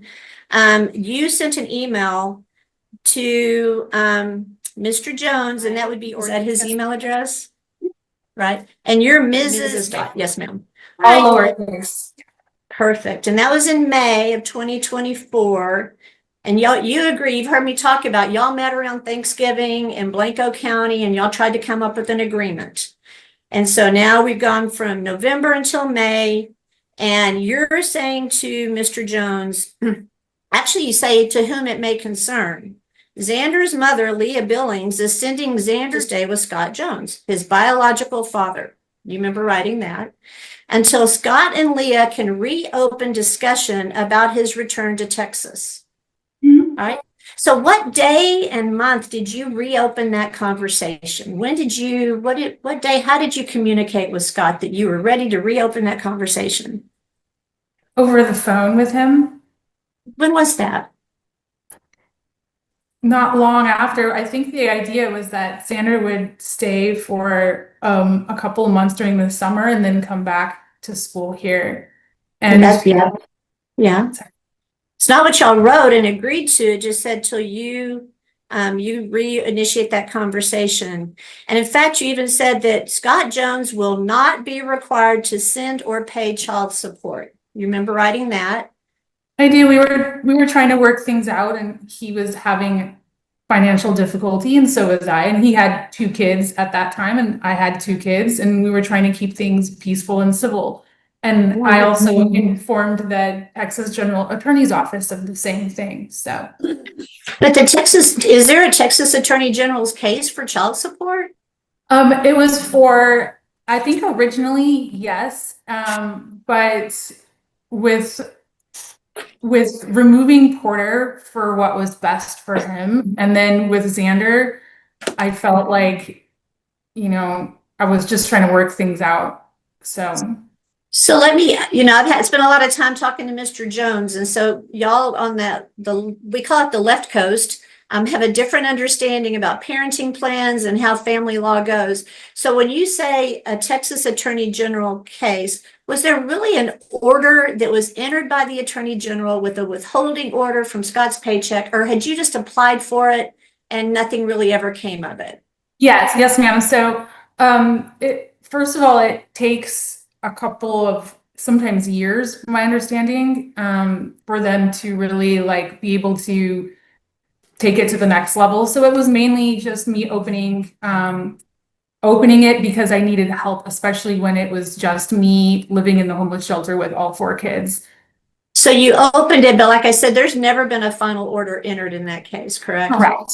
Just like the case you filed and opened in 2022 that started this kind of trying to figure out the custody for the kiddos. That SAPSR you filed on your own? I'm sorry, 2022, that probably, I don't know, maybe 23. Oh, was it? 2000, okay. 2023 was with the protection order. Oh, okay. Well, no, and then you, already. Is that what but Scott without an order, he has sent you payments for child support, just casually, because he's agreed to help you out, right? Yes. And that's been anywhere. Go ahead. I'm sorry, I didn't mean to interrupt you. No, you're fine. Go ahead. Casually, yes. Here and there, yes. Anywhere from $500 to $1,200 a month before Xander actually went out there. Whenever you had more of the kiddos, did he send you more money? I don't know. I've never received $1,200 a month. No, ma'am. Okay. 500 here and there. Yes, ma'am. Okay. And then in your letter, and this is actually notarized, you took this email, it looks like you printed it, signed it June 11th of 2024, and you took it to a notary and had it stamped, right? Yes. Because you meant it, right? Yes.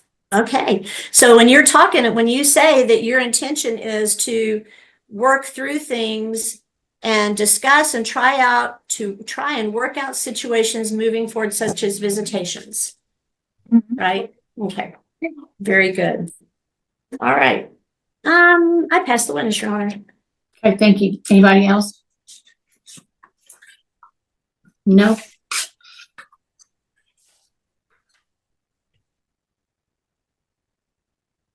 Okay, Ms. Lane, do you have another witness? I do. I'd like to call Mr. Jones, please. Okay, thank you. He's been sworn. Okay. Mr. Jones, can you hear me okay this morning? I can. Can you hear me? Okay, I got you, Scott. All righty. So let's just talk quickly about how are the kiddos doing? They're good. They're currently sleeping due to the time difference. Very good. But we've been busy. Yeah, they're good. Eating Alrighty. like crazy. Do you have any roommates living with you besides these kiddos? I do, yeah. You have a roommate? Yeah, it's a 6-bedroom house. We have the Okay. downstairs. It's more of like a duplex setup. The roommates Okay. live upstairs, removed with a separate entrance, and we live Okay. downstairs. Yeah. Do they pay rent, or are you paying rent? Are you buying this place? I rent, yeah. And do you sublease to them? No, the landlord actually owns the house, and she lives next door to us, and she's actually a CPS worker out here in Hawaii. Okay. Do Yeah. they come and go into your house? Just they go down the stairs to go out the entrance, but no, Okay. Do they eat meals with the children? no, everything Do they is removed. Yeah. Do they share a bathroom with the children? There is one downstairs that sometimes is shared, but there's also a second bathroom upstairs, which is the primary bathroom. Do your kids go up into? Go ahead. Oh yeah. If the other one's occupied by one of the children, then they'll go upstairs. Yeah. I do have cameras installed inside and outside of the home. Mhm. So any motion I'm aware of. How long have these folks lived in this other piece of the duplex? It's not all of the time. One of the roommates technically was the son of the owner, which he's moved out. So it's not the entire time. Okay. And that owner you shared, she works with CPS? Is that what you said? She has and she does. I think she's doing a lot of the oversight on paperwork being in order on a lot of things. I think it's more of like, I wouldn't say proofreading, but that's more of what she's moved into position to. But I think she's been with CPS for 10 plus years. Okay. So since the children have, let me ask you this, the children did talk to mom on a video call or something along that line? They did, yeah. It was, I think, about an hour before our initial court case, supervised with the CPS as well, yeah. Okay. Has she reached out to you at all to try to schedule anything, or has anybody else No, there's tried been to do nothing. that? No, and Okay. even beyond this, it's few and far between. What do you mean by that? Most of the time I'm initiating for the calls. Based off of what had happened in 2023, the visitation, if you will, we had come in agreement that 7 p.m. Texas time would be a good time to contact them. So for the past year, I've been calling around that time and barely got through. I was supposed to be honored Zoom calls fairly often, only got one. It's to the point now where Porter and Xander expect her not to pick up. And if she does, or if they do rather, it's everyone's always busy. There's never enough time. And it's simply just allowing the siblings to maintain, you know. And is it your desire to trigger, hopefully give mom some time and space to allow her to handle whatever mental health Absolutely. concerns she may have? Absolutely. And set up a plan moving forward for y'all to work and love these kiddos as co-parents? Is that your goal? So leading. It is. It's been that since the beginning. Sustained. Okay. Can you share with the court the mental health concerns? How long were you together with Miss Leah? Objection relevance to this hearing were on whether there was a proper removal and whether the department violated the standing order and their policies. Your Honor, the removal is based on mental health concerns, so. The question I heard was how long were y'all together, that kind of stuff. Mhm. Yeah, so it'll be overruled. We were together 15 years, I think, total. Okay. About. And all 4 kids, the same parents for all the 4 children? Yes. Same mom and dad. So, over the course of time, had there been off and on situations where Leah may have needed support for mental health concerns? I think so. I think when the way that we met was concerning. She was dating someone and there had been abuse. He had punched her in the eye or something like that. I think she was just trying to separate from him, and they had met at a storage unit, and she had come back to me abused, and then he had continued to stalk her. So it kind of sprung from that, and then we quickly were pregnant shortly thereafter. So we didn't really have a lot of time to get to know each other, so to speak, independently. We had to basically become parents as young adults. Did y'all live in like a particular community for an extended period of time? Oh yeah, we lived in Mendocino County the entire time, where the kids are born and raised, and I had the same job for pretty much the entire time, about 13 years, right downtown there. Were you networked with the community, like law enforcement, the Everybody, child? everyone. Did you do community outreach initiatives with that brewery that you were working at? I did everything you can think of. And did Leah interact with the community as well? Yeah, she did some. She tried to do her part. A lot of with what she was interested in, some of her art and things like that. I would say she was very community oriented as well. But y'all moved from that community to Texas. What precipitated that? I think it was the the pregnancy and birth of our daughter. I think that we had the same midwife for Hunter and Naomi, and that we had noticed, or she had noticed, there was a difference with her estrogen levels and a lot of the things she was dealing with, which is another reason we were trying to have a home birth. And the postpartum was a concern, I think, as far as Linda DeShiel, our midwife, was anticipating. So she had begun to administer on things to try and stay ahead of those. And I think from that point on, she really I think she was disconnecting from the community that we were a part of, and she needed to just be more close to her actual family. So we had begun to make adjustments for that. And then the pandemic hit and everybody had to maneuver accordingly. And we had moved to another city in the same county for a better opportunity for us. And then that had kind of been choked out. So it only made, and then at the same time of the work slowing down, our landlord had told us that he wanted to sell the place. Well, let me ask you, you heard the testimony from the psychiatrist, and she was talking about the estrogen levels, and I believe Miss Leah had had a miscarriage recently. Was that pretty consistent? Did that was that new information to you, or it didn't surprise you? What were your thoughts about that information? Honestly, I don't know. I mean, 15 years is a long time, right? And then you throw in 4 kids on top of that. So it's like, we never really had a chance to like equalize, I guess. And I don't know. It's tough being a family of 6 on a single income. So let me ask you, when you've been together, has Miss Leah had concerns about suicide or talked about any extreme mental behaviors related to her mental health? Yeah, before we were together, she had told me about some serious things where she had been admitted psychiatrically. When we would have tough situations, she would say it's a fight or flight, and she's a flight type person, so she would just disappear into the woods, and her words, go hide under a tree. There was one time when we had gone to a festival and made some poor choices, and I was trying to address her on the decisions that we had both made, and she was literally trying to walk herself out into oncoming traffic. Is it your desire for her to continue her progress to get all this stuff balanced out to to be able to be mom and share parenting with you. Oh yeah, absolutely. And I mean, to mention further, since our separation, she had called me once, which I found out the second time she was threatening to kill herself as well.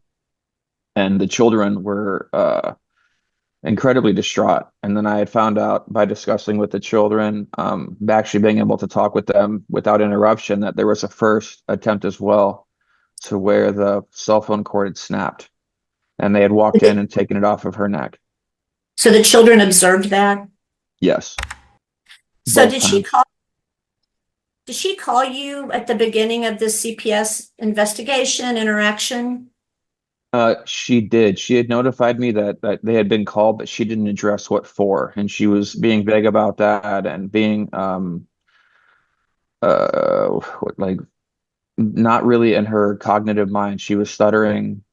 Maybe it was just the stress of everything, or I'm not sure, but she was very distraught to the point where I'd asked to speak with Michael, about the ordeal. And we had discussed a few things. But he still didn't disclose fully what it was for. They were more confiding in me for support against CPS. Did they ask you to do anything to help them? Yeah, they asked me to get a lawyer and to represent them, and then to also write a letter pertaining to how Leah's a good mother and things like that. So when you're, was Michael more organized with his thoughts when you were talking to him? I would say so, but I think he was emotional as well.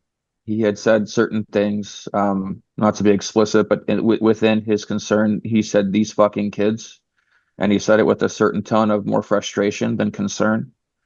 And I think that was just kind of coinciding with what he's dealing with on everything with his wife and just the ordeal as it would stand, I would imagine. Okay. So since the children have been there with you, you had a chance to read that affidavit, the allegations that were filed with the court, right? Correct.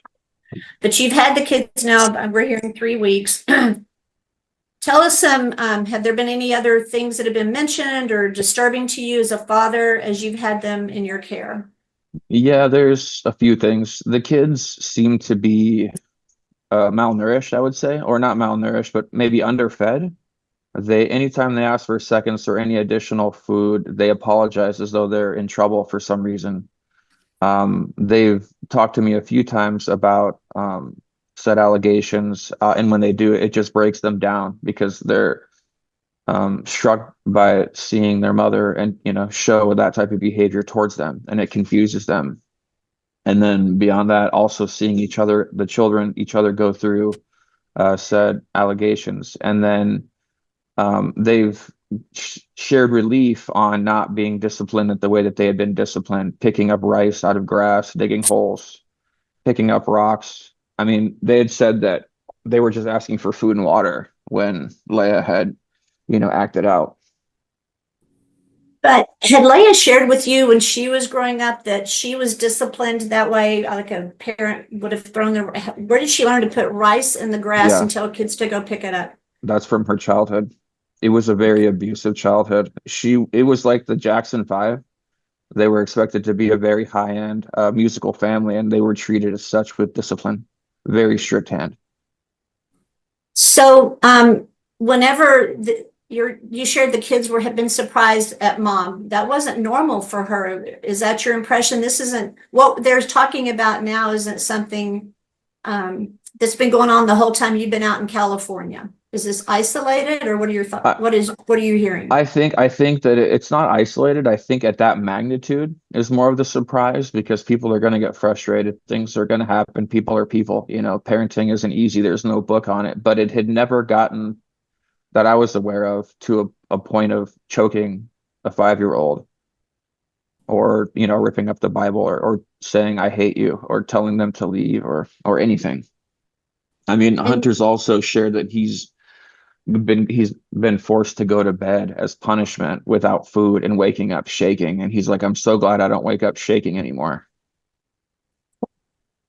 Do you, in the course of all this, are you saying derogatory things about their mother? Well, how are you handling that as a dad?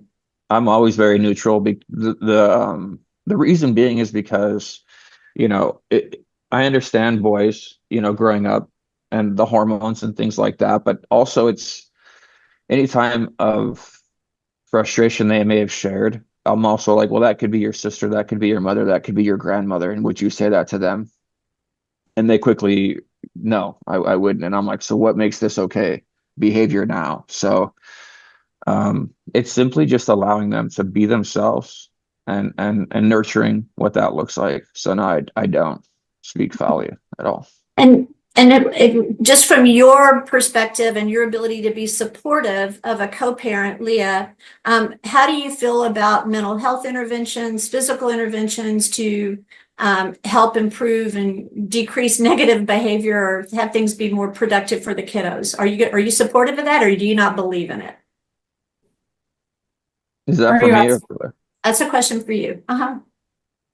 Do you believe that Miss Leah can get support and services and avoid being put in these circumstances for the children again?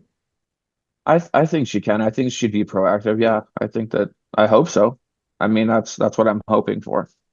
Okay. And are you willing to continue to provide a safe, stable environment for the children until such time Miss Leah and you can work out what that looks like moving forward for these children? Yes. Will you allow contact with Miss Leah with these children liberally? Whatever she wants, the kids want, is if the court has any orders at that point in time, are you going to be cooperative and supportive of that? Oh yeah. Yep. Absolutely. I look forward to that. I'm sure that the kids do as well. Okay. I pass the witness, Your Honor. Okay, thank you, Ms. Lane. Anybody have any questions? Time's out, so. Let's see how many minutes. Let's see, Ms. Lane used. 16. Judge, I don't have any more witnesses, so anybody can use my time that needs it. Good, because you have used 43 minutes. Okay, Miss, you don't have any more time, so Miss Cochran Green, no, you said you don't have any more witnesses, right? That is correct, Your Honor. Okay, Miss Harris, do you have any witnesses? I do not, Judge.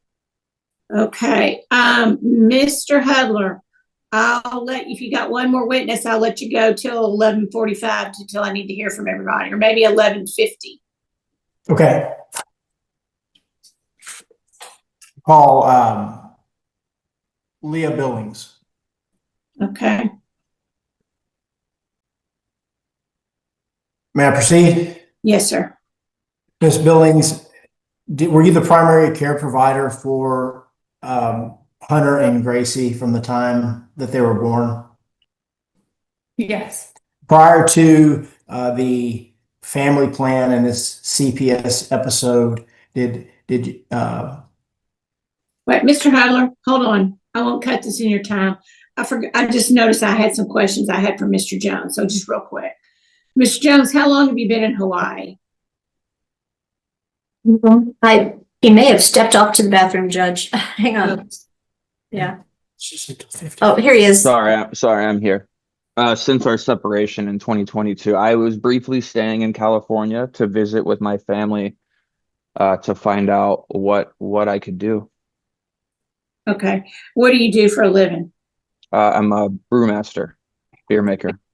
Do you or Miss Billings have any other children that you're aware of? No, ma'am. Okay. Do you know where she or Michael work? I do not. I think that she was cleaning houses or something for someone. No, I have no. I think Mike does construction. So no, I don't know. Okay. To your knowledge, how long have they been together?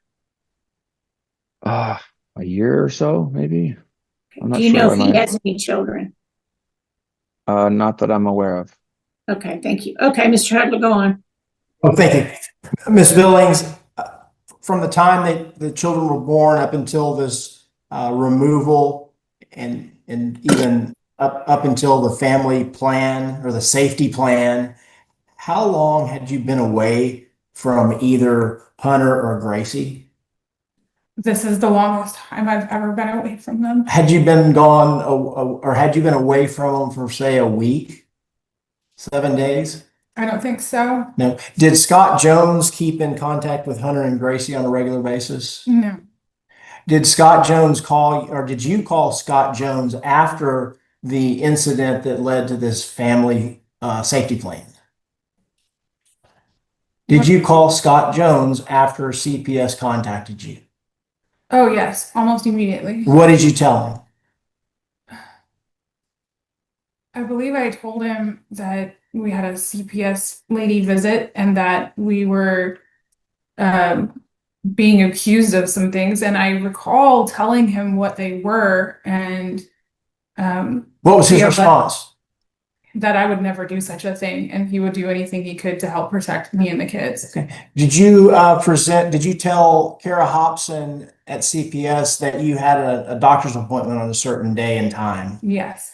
And was that with Miss Dr. Renaud? Yes. And did someone show up mysteriously at Miss Ziegler's home during your appointment? Yes. And who was that person? Scott. Did CPS ever advise you, particularly Miss Hopson, not to allow Scott to have the children, possession of the children? Yes, and Jenna. From the beginning of this, did you express to the CPS Hopson that you wanted a lawyer? Yes. What was her response? You don't need them. From what you've seen, does it appear that she doesn't like to deal with lawyers? Yes. Were you there on Objection, Your Honor, argumentative. Sustained.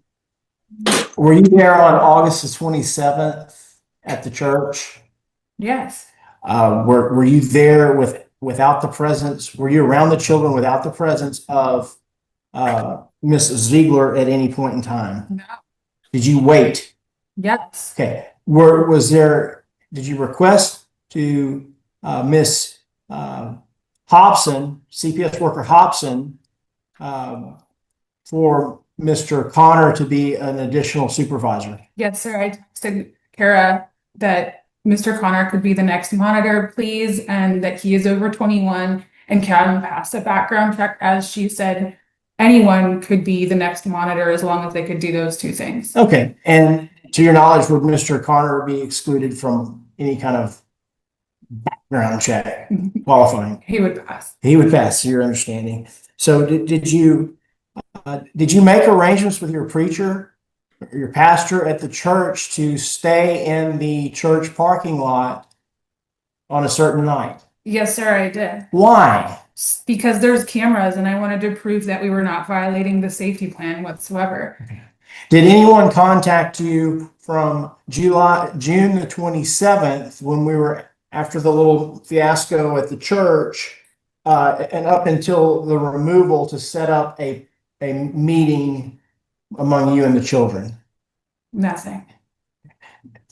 And on July the 2nd, what was your understanding of the meeting on July the 3rd? Oh, that she wanted to come put eyes on the children and just needed to check on them. How did the children react to the removal? They were afraid. What did you do? I tried to maintain composure and walked them out to the gate and they took off running down the road because they didn't want CPS to take them. Okay. Were they visibly shaken? Yes. And how long were they shaken up?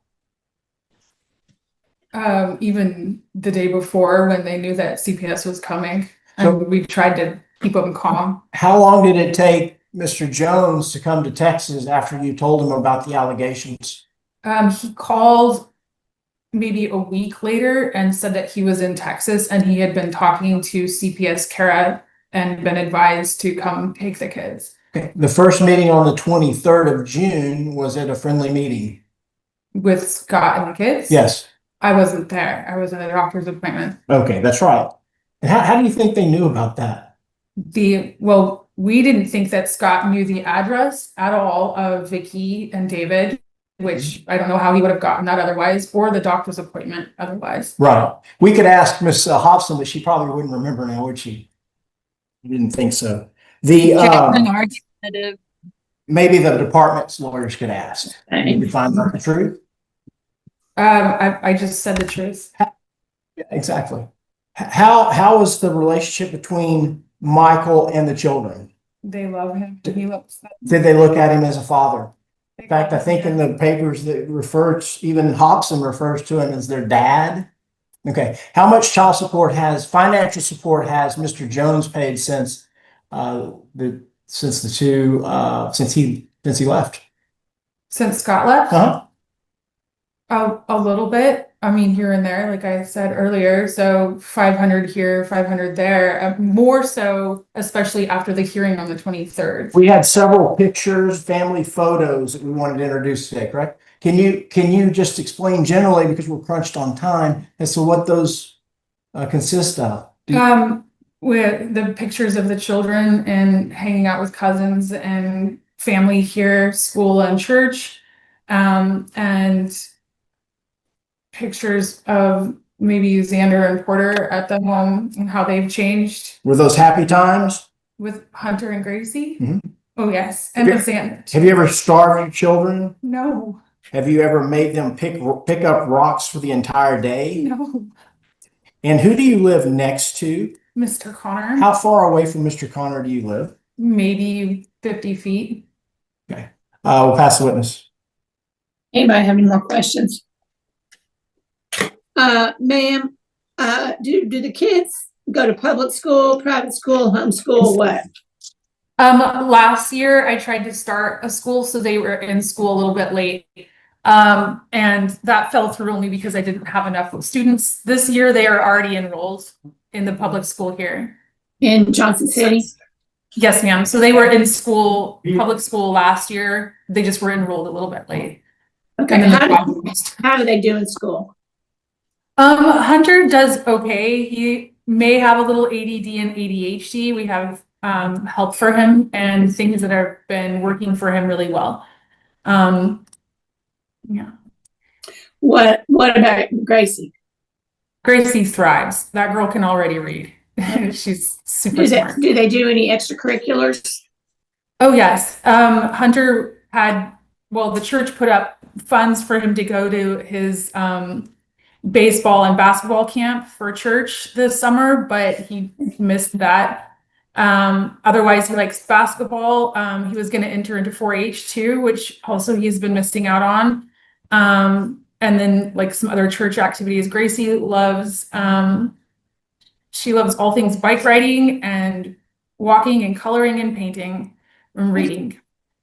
What do y'all live in, a house, a park?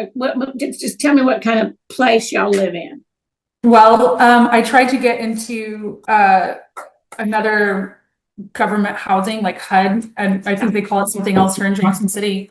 Whenever I moved out this way, and just tell me where y'all live now. Sorry, it's Mr. Connor's. It's an extension of like a big shed. So there's 2 rooms and a bathroom and a kitchen. It's like a grandfather unit, I think they would call it. Okay. Are y'all in town or in the country? It's barely on the outskirts. I think it's actually considered like high, just barely. Okay. So that's right outside of that. Okay. Do you work? Yes, ma'am. What do you do? I clean houses, ranches, take care of a couple of elderly people, babysit some kids, and do art on the side, farmer's market. Odd jobs. Okay. What about Michael? What does he do? Mainly construction for a couple of church friends, or maintenance at the church with Mr. Connor. And most of these jobs are things that we can take because we can take the kids with us anywhere. Where's y'all's church? Right down the road and from us, and right here in town in Johnson City, Community Church of the Hills. Okay. Is it on? It's not the church on 281, is it? It's on the 290. The 290. So heading out of town towards Fredericksburg, you would have to take a right on Towhead and go down just a little ways, and then it's like right there on the hill. Who's your pastor?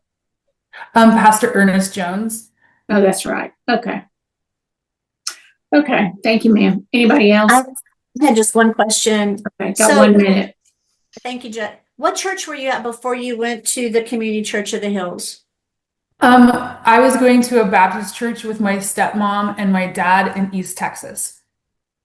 So you didn't go to another church there in the local community? I think I visited another church for a small time. I don't remember the name. It might have been like just the Palestine church, something to that effect. You didn't leave it because you thought they had reported you to CPS and you changed over to the church you're at? How long have you been going to the church you're at? I'm confused by your statement. How long have you been at the church you're at right now? Oh, since I moved here. So it's, let's see, 2020, the fall of 2022. And then I moved into the residence in 2023, January. That's it. Thank you very much. Okay, I'm happy to hear from everybody. Ms. Cochran Green. Yes, Your Honor, we are requesting that you continue the placement with Mr. Jones and that you dismiss the department due to the department withdrawing their pleadings or non-suiting. What about emergency orders that Mr. Hudler filed? Your Honor, I would ask that they be denied completely. Okay. Okay, Mr. Hudler, I'm gonna let you go last, okay? Okay. If I had an extra 2 minutes, I have Mr. Connor.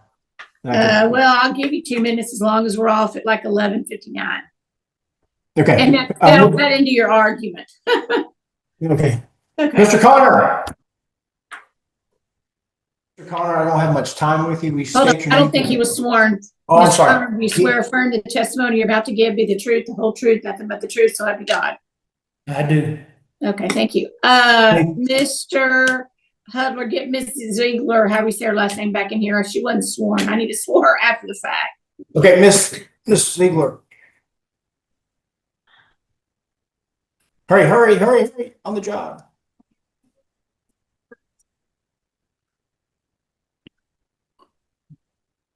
So here. Ma'am, raise your right hand. Yes, you.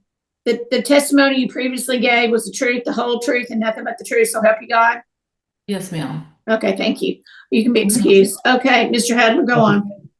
Mr. Connor, what age fellow are you? I'm 83. Where do you live? 3680 Texas. How long have you lived there? Be 13 years. How long have you known Leah Billings? About 2 or 3 years. How long have you known Michael Billings? Almost the same length of time. Did you meet them about the same time? Yeah. Do they attend your church? Yes. What church is it? Community Church of the Hills, Johnson City. Did you attend the church parking lot incident on or about June the 27th, where we were trying to get CPS to come out and look at the kids? Yes. Did you observe me doing anything? You were trying to call CPS. And did we receive any response? No response whatsoever. Okay. How close do the Billings, Michael and Leah live next to you, correct? Yes, they're probably less than 50 yards away. Okay, and some sort of grandfather or mother-in-law suite that you have built on? It's in my workshop that has living quarters in it. Okay. It's a total separate building. Okay. Are you there often in your workshop?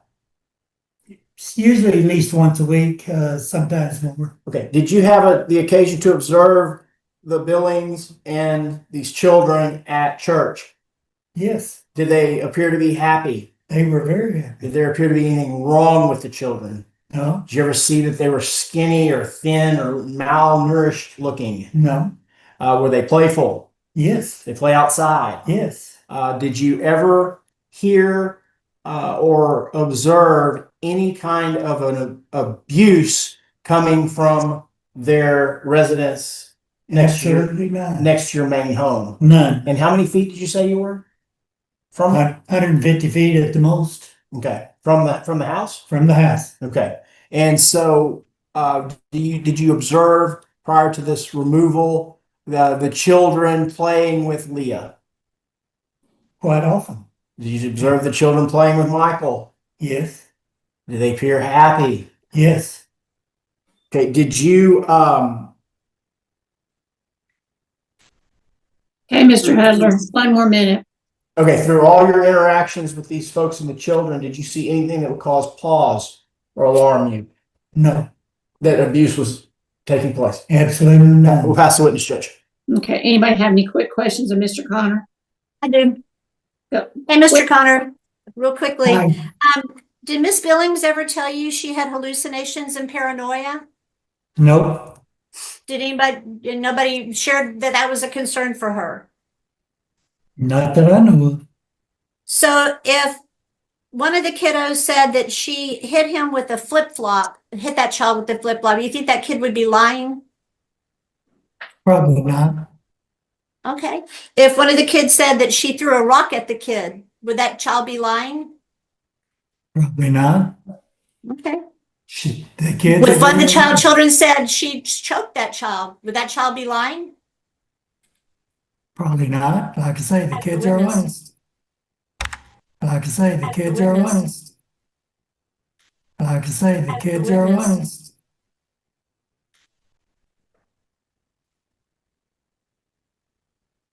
Mr. Connor, did you say the kids are honest? Is that what you said, sir? Yes. Okay, thank you. Couldn't understand you. Okay, Miss Lang, anything else? No? Okay. Let's see, I heard from Miss Cochran Green, Miss Lang. Thank you, Judge, very quickly. Yes, our request is definitely to allow the department to dismiss, leave the kiddos with dad out in Hawaii, and have no findings on behalf of Mr. Hudler's pleadings. Welcome that opportunity in the family law matter still pending in Blanco County. Judge, this is a thing about safety. And I would ask the court to consider reverting this to a family-based services case and allow mom time. We've had testimony. There's, hope that she can very quickly get things put together. These parents can figure it out and get some shared parenting going on with these children, all four of them, hopefully at the end of the day. But I think a family-based services plan would be very appropriate. The kids are safe. There was zero testimony about a concern with the safety and well-being of the children with Mr. Scott Jones. Mom even had a chance to provide any concerns, zero. So they're safe where they are, they're stable. The allegations are horrific for the experience of a little 9 and 10-year-old judge. That's their experience, it's their reality. They felt like they had food withheld from them. They felt like it was an unhealthy, abusive environment. And these kids don't lie. Mr. Connor just told us there's got to be stability in that house and a safe place for these kids to come back. They need to be with their daddy. Then mama hadn't let him have time with him on her own violation of agreements. So I think that's our request, court.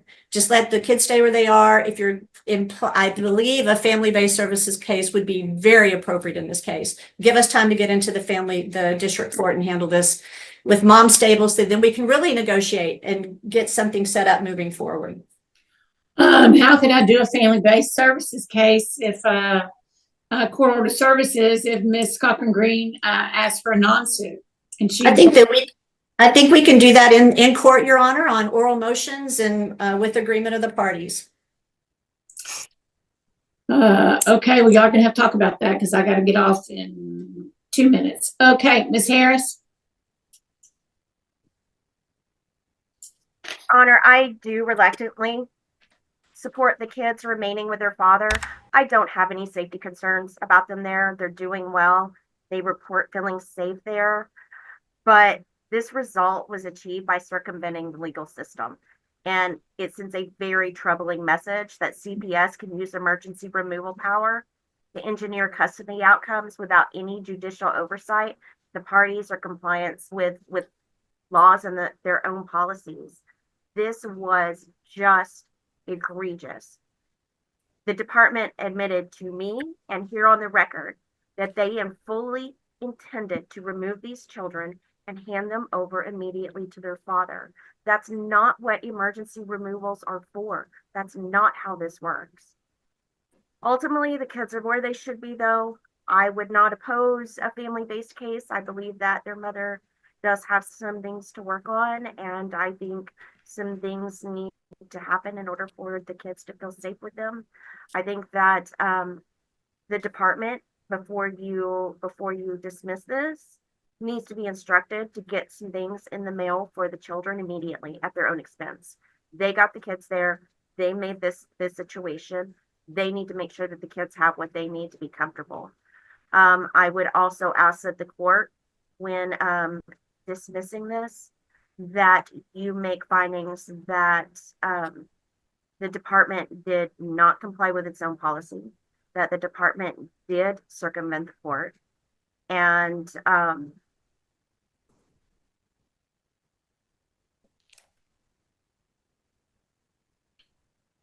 I think that needs to be on the record, because if this is non-suited and it goes over to the district court, I think that while I am concerned about Mother and how she acted with the children, I think that she has been put at a severe disadvantage by CPS orchestrating the kids being in Hawaii and then walking away with clean hands and leaving Mom to fight that out on her own in court. If we even go to court, because, you know, Mr. Hudler's the one that filed these counter pleadings to try and keep something live. Mr. Jones has not filed anything, and I don't know if he's going to be able to afford to, you know, continue moving forward with anything. So, just an all around really terrible situation. I've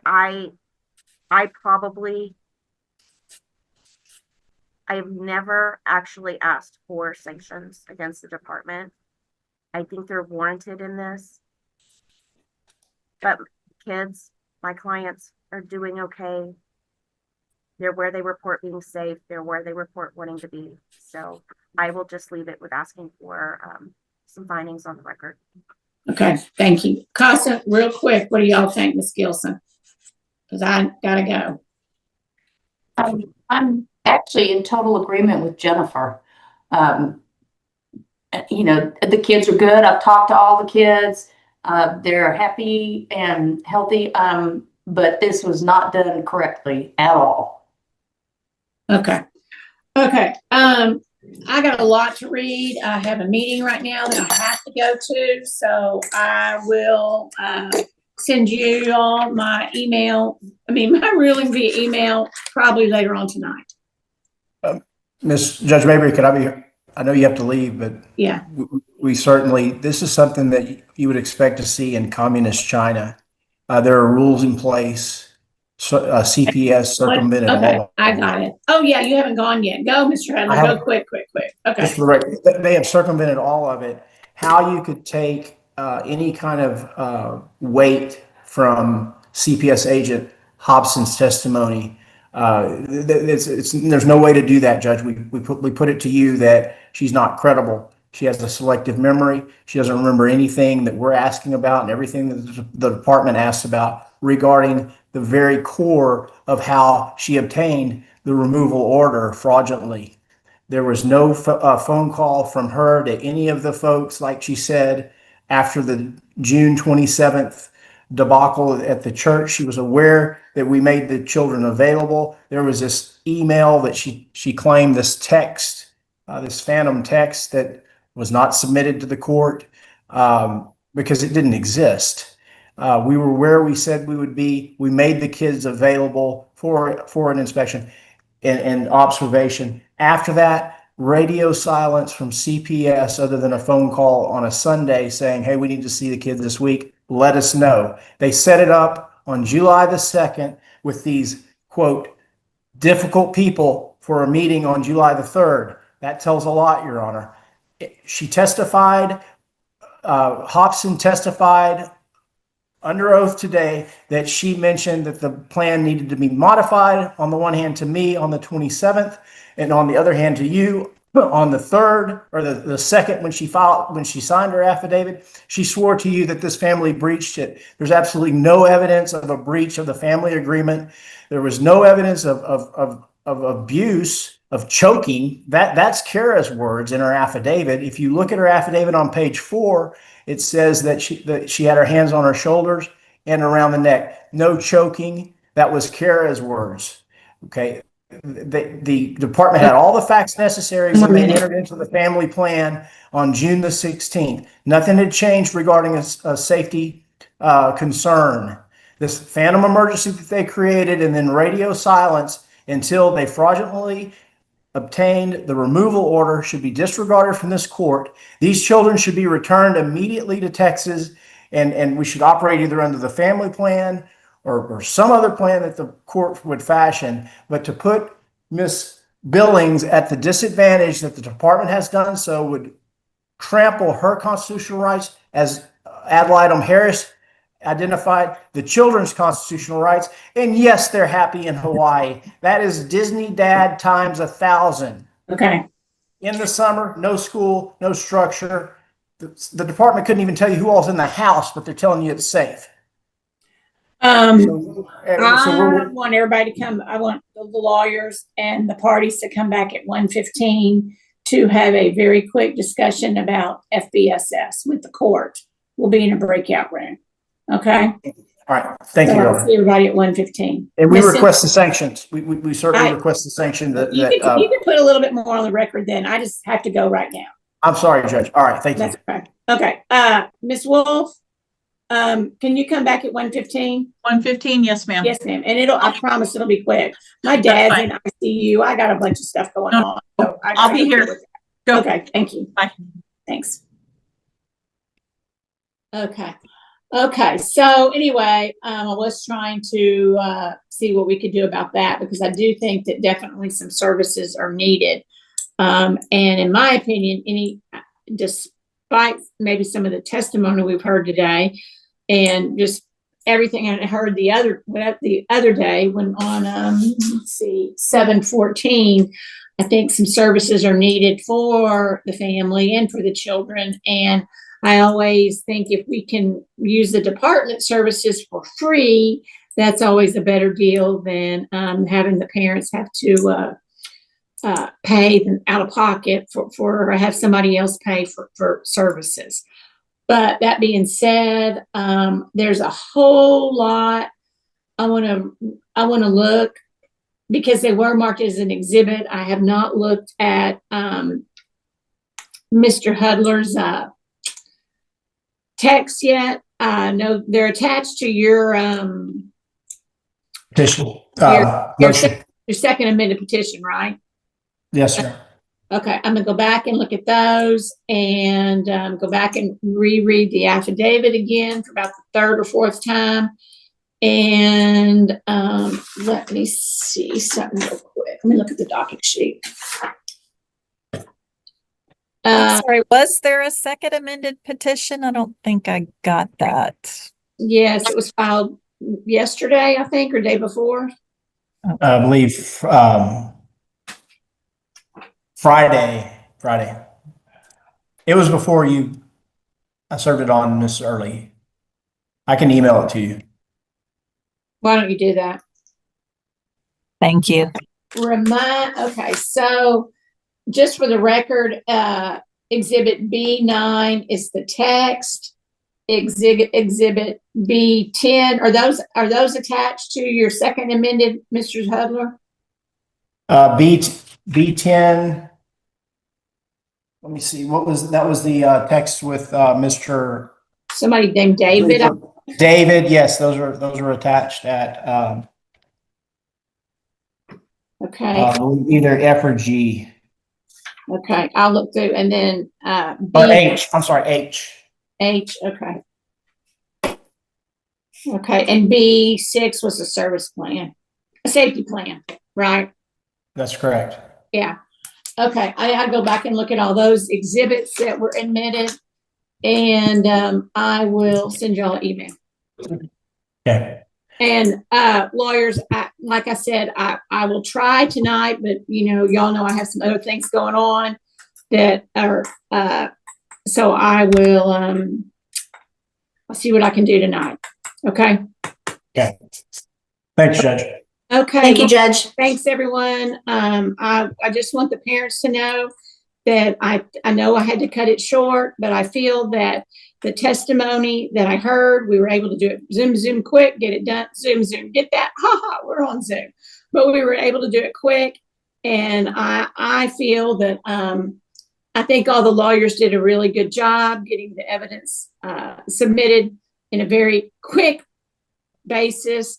And I don't think there's, other than just blah, blah, everybody just wanted to talk more, I don't really think there's anything else that the court will need or that was important that didn't get conveyed. So I thank everybody for cramming everything in real quick and doing a great job with your presentations. Thank Okay. Okay. Everybody's excused. Thank y'all. Have a good day. Ms. Cochran? We'll be in recess. Yes. Okay. Give me your email, ma'am, please. Oh gosh, it's so